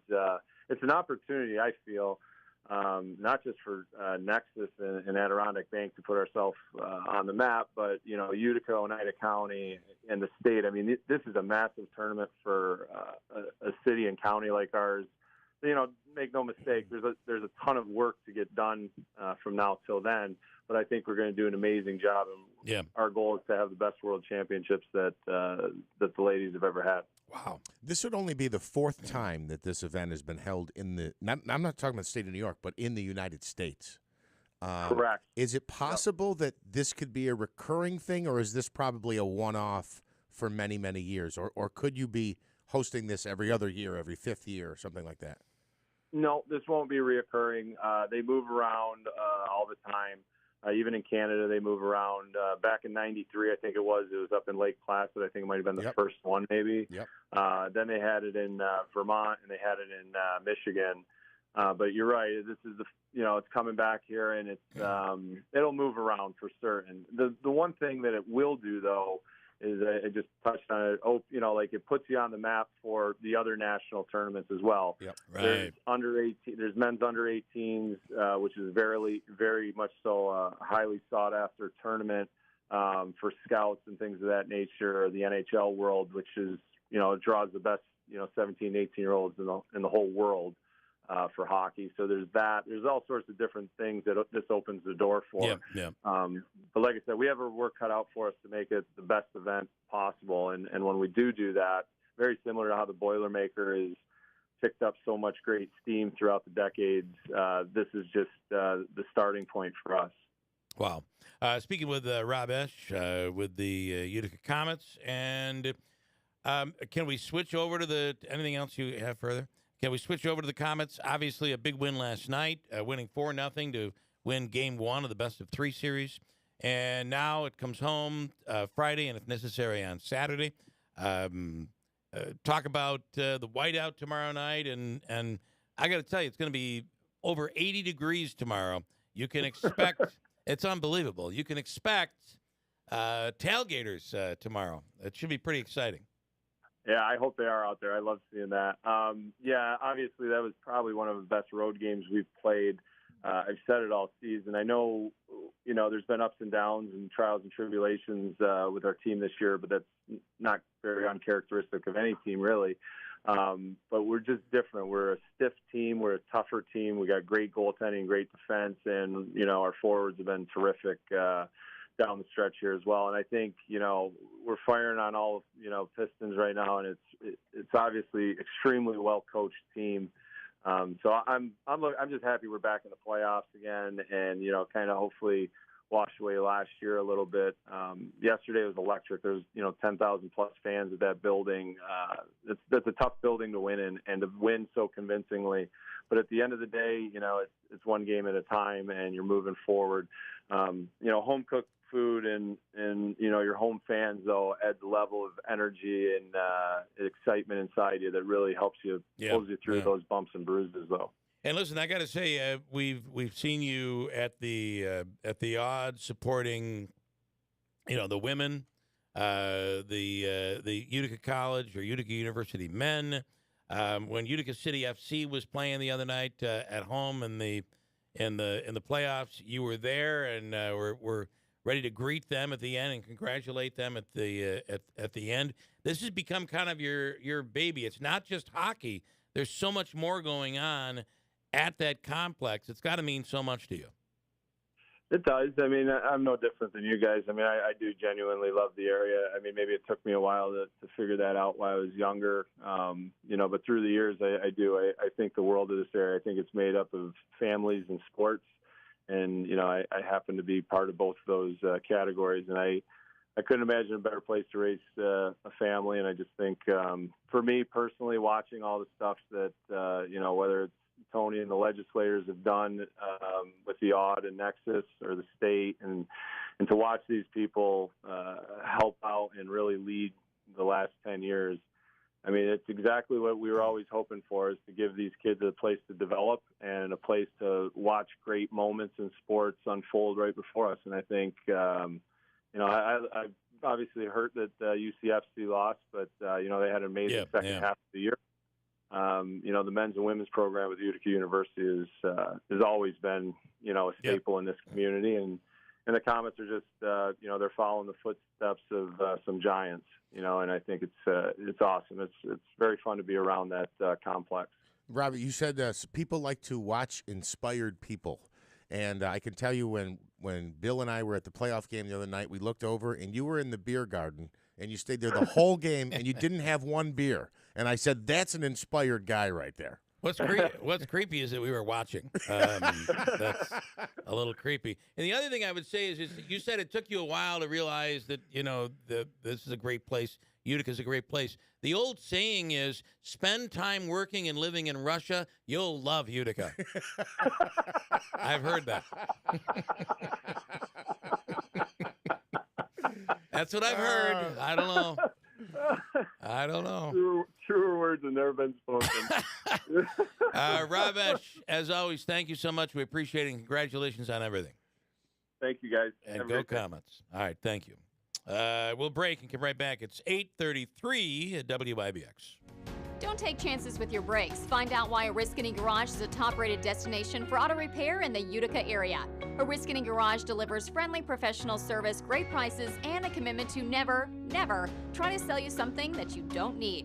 For brakes, tires, funny noises, warning lights, or any of your auto repair needs, come and experience award-winning service at Oriskany Garage down the street from Utica College or online at ogtire.com. Come on and say it with me and make the noise. ogtire.com. Finding great people to hire can be like trying to find a needle in a haystack, but not with ZipRecruiter. Their powerful matching technology delivers so many qualified candidates, it's like finding a needle in a needle stack. In fact, 4 out of 5 employers who post on ZipRecruiter get a quality candidate within the first day. For less hay and more needles, head to ZipRecruiter. And right now, you can try ZipRecruiter for free. That's right, free. At ZipRecruiter.com/free. That's ZipRecruiter.com/free. Honey, why are you peeking out the window and spying on the neighbors? I can't stop watching what they're doing to their house. Look at that. They added a sunroom and put in a pool. Do you think they won the lottery? No, not the lottery. Julie and Jeff got a home equity loan from Adirondack Bank. They're using the equity from their home to renovate. Really? Yes, Adirondack Bank has home equity rates as low as 3.99% annual percentage rate. You can access the equity in your home to fund almost anything. Huh. Maybe we should call Adirondack Bank. What about a new kitchen? Wouldn't that be awesome? Well, then of course we would need new furniture, and we could repair the roof. Oh, and even take that trip to Italy that we've always talked about. And of course I need a new car. Slow down, honey. Let's go talk to the experts at Adirondack Bank. Stop into your local Adirondack Bank for more information on home equity loan rates as low as 3.99% APR. Or call 877-404-2265 for credit costs and terms. Apply today at AdirondackBank.com. Equal housing lender, member FDIC. I always wanted to learn Spanish, but I never thought I'd have the time. Then I discovered Babbel. Babbel's lessons are fun. They only take like 10 or 15 minutes, and in 3 weeks, presto, you're starting to speak another language. Like magic. I love that Babbel's lessons aren't just robots talking. They're voiced by native speakers, so you get the pronunciation just right. And they're designed by real language teachers, so you learn how to have real-world conversations, things you'll actually use. It's incredible. After using Babbel, I'm ready to start having real conversations in French. There's all kinds of ways to learn. Use Babbel's podcasts or games or videos. You can even join live classes with a language teacher.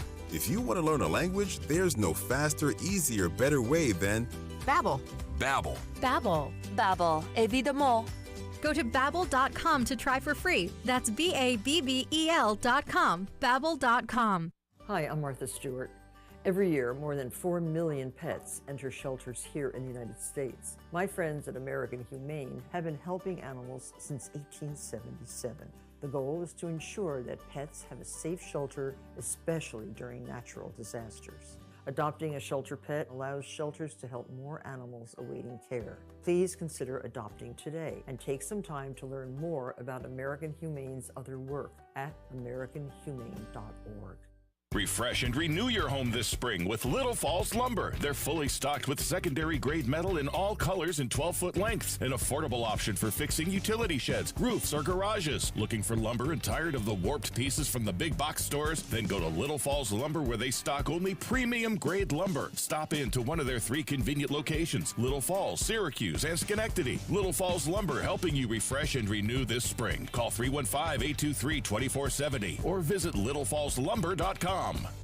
Power Sports of Utica is holding its grand opening event on the 28th and 29th of April. We have over 350 vehicles in stock and incoming for you to see. Come celebrate with us at the store over great food, drink, and entertainment. We can't wait to see you there. It's our Power Sports of Utica grand opening, April 28th and 29th, with over 150 new and used Harley-Davidsons in our pool. 0% down, 3.99 APR on select Harleys. Grand opening discounts on boots, helmets, shirts, and apparel. Did you know you can get your prescriptions for less at your local pharmacy? You can with GoodRx. It's the free app that can save you money on your medications. Just search for your prescription, choose the pharmacy and the price that works best for you, and then show your GoodRx coupon to your pharmacist at the drop-off counter. GoodRx works at over 70,000 pharmacies, including Walmart, Rite Aid, and Walgreens, and it works whether you have insurance or not. It's easy to save. Next time you drop off your prescription, check GoodRx. To start saving today, go to GoodRx.com. GoodRx is not insurance. From Lincoln Center Theater that brought you The King and I and South Pacific comes a sumptuous new revival of the most perfect musical of all time, My Fair Lady. The New York Times calls it thrilling, glorious, and better than it ever was. Don't miss the smashing, jubilant Lincoln Center Theater production of My Fair Lady. Broadway Utica presents My Fair Lady, May 1st and 2nd at the Stanley Theater. For tickets, visit BroadwayUtica.org or call 315-724-4000. It's been said that when someone you love has Parkinson's, you have Parkinson's. The Parkinson's Foundation knows that the disease doesn't just affect the diagnosed. It affects everyone who supports and helps care for them. If you have questions, the Parkinson's Foundation has answers.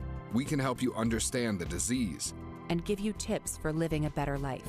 Find your answers at parkinson.org or call 1-800-473-4636. The Parkinson's Foundation. Better lives together. Hey, I want to tell you about River Hills Properties, and it is the fastest growing real estate company here in Central New York. It's all about the services they provide. You know that when Bill and Robin Monjo started River Hills way back, maybe 10 years ago, they wanted to offer up something different, something that was unique to the area, services that people don't normally expect when they're getting a listing agent to help them sell their home. That includes the fact that your listing agent is present every time the house is shown. You have someone there keeping an eye on your property, somebody that makes sure the lights are on, the doors are open, and you're putting your best foot forward. That plays such a huge role. And if a potential buyer has a question, you don't want to wait for them to have to email or text message another agent. You want to be able to be right there, answer the question on the spot. That could mean the difference between an offer and a house that doesn't get an offer. The difference between selling the home quicker than the alternative. That's the River Hills way. Why wouldn't you list with River Hills? So if here in 2023 you're considering selling your home or property, moving up, you're doing something that's lateral, or maybe you're downsizing, call on River Hills Properties. Phone number 315-896-1009. River Hills Properties. Online, it's riverhillspropertiesllc.com. WIBX 950 and 106.9 FM. This is Keeler. And the official coffee of the Keeler in the Morning radio program is from Daylight Donuts in New Hartford. Chuck, make sure that drive-through is so lightning fast. And Manaski, just let you talk about your favorite coffee. You like it with nothing extra? Just you like it black? Black, hot, and I occasionally, though, do like the Almond Joy there, which is quite sweet before you add any sugar or cream. There's the Almond Joy It's very sweet. Latte, one of 14 different flavors of lattes. It's Daylight Donuts in the village of New Hartford. Fresh donuts, fresh bagels every single day. Jay is in studio right now, and I'm seeing if I come over this way a little bit more this way. I feel like you look like a rapper, man. You look more and more like a rapper. I can rap. I'm just not going to do it on the show. Let me see if I can get a shot of you. Hold on. Bang! There you are. Yeah, there it is. He's the rap man. Looking good. Sunglasses and all for those of the it's bright radio audience. Yes, it is bright in here, yeah. It's bright everywhere. It's bright outside. Tomorrow's going to be 80, right? It's unbelievable. What's about that robin nest? Yeah, we had one. 3 little robin eggs. Little blue things. I'm trying to keep them off of my porch. I love the birds, but I don't want them to get the doo-doo. No, they're very, very messy. So I think we're going to skip that. The eggs are dying. In fact, I might bring them in today and have a little eggs and bacon. Oh, will you stop it? I feel like the ratchety old man. My girlfriend's like, "What are you doing with the broom out there at 6 a.m.?" I'm like, scaring birds away. Yeah, I don't want them. You don't want them nesting in your. The problem is, she just showed her kids. My wife just showed the kids. They were all excited about it. And then all of a sudden, the mother took off. I don't know what happened. It's the bird will come back. No, I think it's all over. No, it'll come back. Something spooked the bird, or the bird knew we were in for some really cold weather, and it's like, I'm not sticking around for this. But now it's nice. It left on the last day of cold weather, and now it's going to miss the warm stuff. I don't know. I looked up on the internet if you make a mixture of lemon juice and some other things, and I've made a big, huge squirt container and squirted around all the perimeter They of won't the porch. come there. It's supposed to stay away, so I don't want maybe them it there. works. Yeah. I love the birds, but I just don't want them. I got kids and they'll be crawling around in the doo-doo. And the other thing is, the minute you leave if there's a nest near your door, the minute you walk out, the bird flies away. Yeah. And then the bird's bothered that you're near the, that's exactly. Get away from my nest. Yep. That's exactly right. I'm like Alfred Hitchcock's birds out there. I'm like, are they going to come get me? Yeah. Let me tell you something. My parents have chickens. They live in the country. So no farm, just my father just was like, we're going to get a chicken coop. I have a feeling that egg prices are going to go up. This was like 3 years ago. Look at it today. Costs you $60 for a dozen eggs today. I don't think it's that much. No. But it's apparently heavy. We don't know because we get the eggs from... What's he got, like a farm stand out in front of the house? It's a little... They have like a dozen chickens. Does he sell them like they sell fruits and vegetables on the side of the road? The other day when it was warm, no, they do. I think some people from their church buy them from them. Anyway, the other day, my mother's like, it's so warm out. Davey, how hot was it the other day? It was almost like 87 degrees. Yeah, hot. Yeah. My mother's like, I'm going to let the chickens out and let them roam in the yard like they do in Key West. So she let them out, and all of a sudden she started hearing, how'd you make that bird sound again? Yeah, hearing that. Those chickens in Key West, though, are hammered. They are hammered. They're all on alcohol, all of them. At 12 a.m. One time I was at Key West, I'm like, let's not try to drink until like at least 2. Yeah. And there's kids like, here's free drink tickets. Yeah. And I'm like, no. Kids are giving them out. Yeah, out front. So all of a sudden, a hawk or a crow, I guess it'd be a crow, flew down, grabbed a chicken, and killed it. Crow's got to eat, too. And this is a good-sized chicken. So my mother grabbed her broom, went out to try to scare away the crow. The crow wouldn't leave the bird carcass, its fellow bird carcass. Wow. The crow would not leave. That's dedication. That is dedication, or a real hungry crow. Wow. But now they have 11. You're counting crows? Counting chickens. Don't count them before they hatch. What is long December? Jay, it's a long December.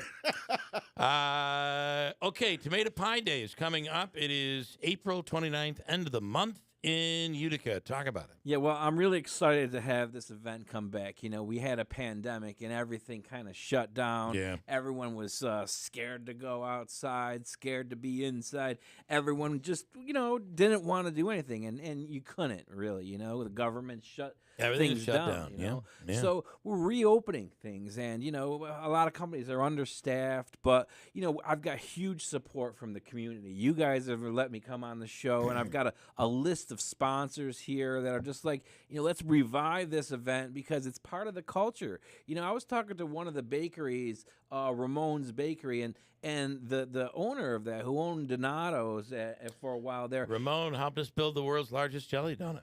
You know these guys. She told me a story. His wife told me a story about he used to roast the tomatoes for the neighbor Italians in the neighborhood. He would roast the tomatoes in his brick oven that he had inside of his house, and you know they would all help each other and give things back one at a time. Right. Give things back. You roast my tomatoes for me, and what can you give me back? Yeah, I'll give you the roasted tomatoes, you know, that you roasted for me. And he took those drippings from the pan and he rubbed them on the crust there, and he created tomato pie.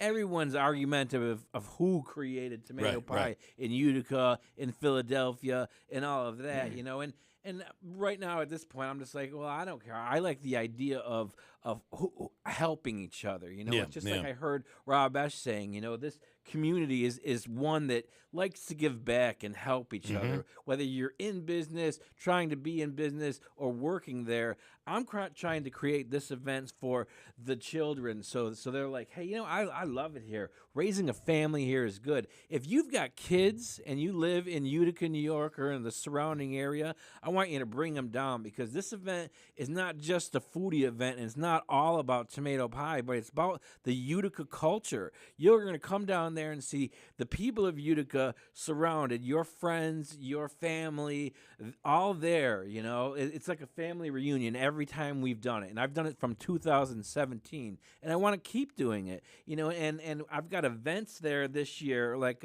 Jim Lutz is going to do magic. He's going to walk around and do magic. Cassandra Harris Lockwood and John Kelsey, they are in a band called the Hummingbirds. They're going to be playing kids music for children, you know. You know, hopefully children gather around, stomp their feet, and dance. And hopefully parents are like, hey, you know, I want to bring my kids there because I need something for them to do, and I want them to be a part of it, you know. And let me go through the sponsors list there because it's very important. Of course, we've got Bank of Utica, you know, and they're like, you know, one of the best banks in the area for doing events and supporting the community. They really want to do a great job. The New Year's Eve event, all the events that they promote and everything they do for the area is just commendable all around that. Master Vito Hyundai, you know, they're a new dealership in the area, but you can see from the people that run that organization how much they truly care about the area. Right. EJA Moving, these guys, they do more than moving, you know. They help put together the Boilermaker. They help put together everything, you know, and it's all the behind-the-scenes work, you know, lifting that heavy stuff that no one wants to lift, that back-breaking work.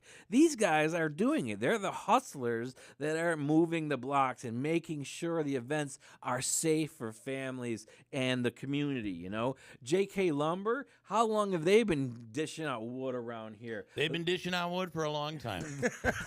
Those guys really do a great job, you know. And when the pandemic came, I went and I built that porch that I'm keeping the robins off now. I'm bought my wood from them, you know. By the way, there's a little meter going, and there's two of them. One is it's tilting. It's almost reached Joe Load in his plugging mode, and you might surpass it because I know you're not done. No, and we got PJ Green, you know, they're awesome. They did all the printing for all these tickets, you know, and I want to make sure you guys, you know, I got 5 sets of tickets here. You know, okay, throughout the week or whatever, you guys can auction them off to your users. Be like, hey, the next caller gets tickets or whatever you want to do. That's up to you guys. You can just give them to your friends and family. We got the Saranac Brewery who's donating soft drinks. Again, this is a family-friendly event, so there's no beer. There's nobody there selling CBD. None of that stuff is happening, you know. It's not going to be all about that. The Joseph Flehan Company, that's a restaurant supply company. Yes, so anybody who has a restaurant here, they get all their stuff from places like Joseph Flehan Company. These guys sell the stuff to help make the tomato pies that are going to be at the show. So they're a big supporter of all this. The Utica royalties. I don't know if you guys know who. I don't these even know guys what that. are. By the way, how many more do you have? Because I have another interview coming up. But I'm Utica almost done. What are Utica What is Utica royalties? The Utica World is a nonprofit organization, right? It's this group. There's some people that came from Africa, and they Okay. started a thing. They do drumming and dancing, so it'll be really unique to see that. Okay, that's cool. JS Design, that's a company that does web and internet marketing. That's All right. one thing that I do. So I specialize in that. And the Rowan Group, a local insurance agency, they really rock. And all of this is ran through I Love Utica, because one thing that I care about is Utica. I love do. Utica more than anything, and I've always given everything I've got extra and all my extra time to commit to loving and making sure this area prospers.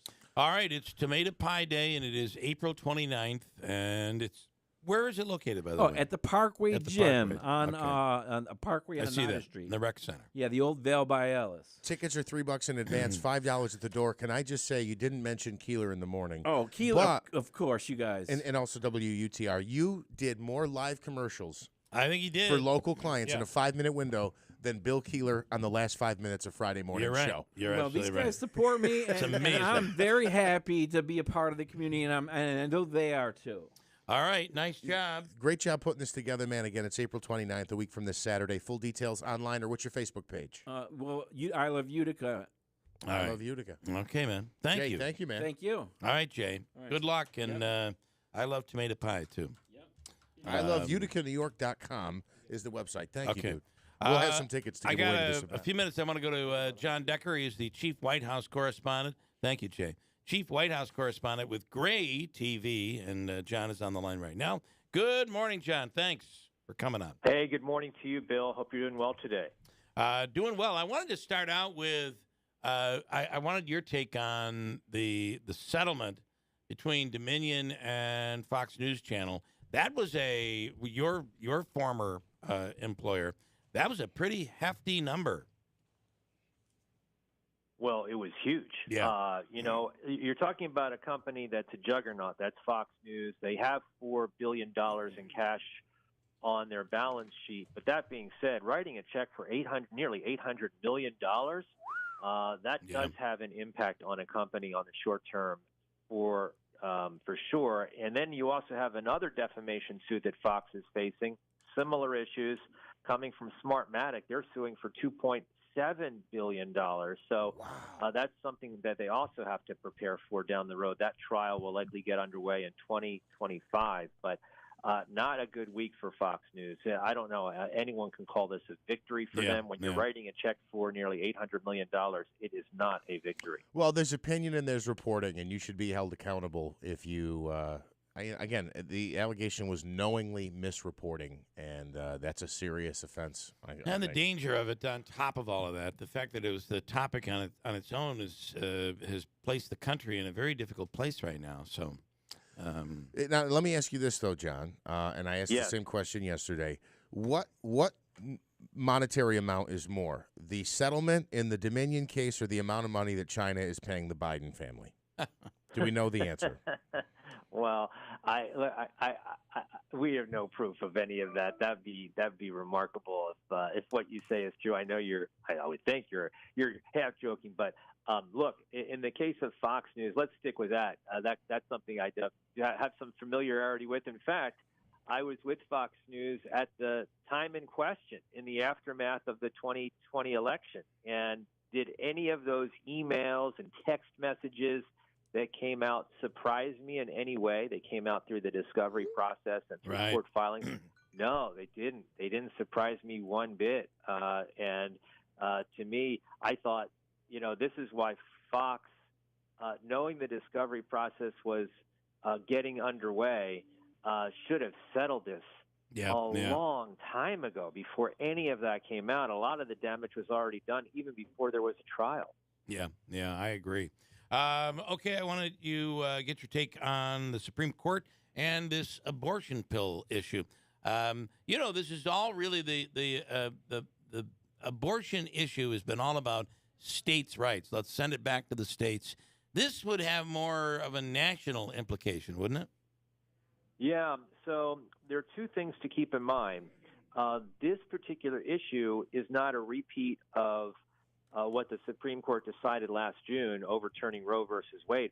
This specific issue actually has to do with the power of a single judge in Amarillo, Texas, to essentially overrule a decision made more than 20 years ago by the Food and Drug Administration.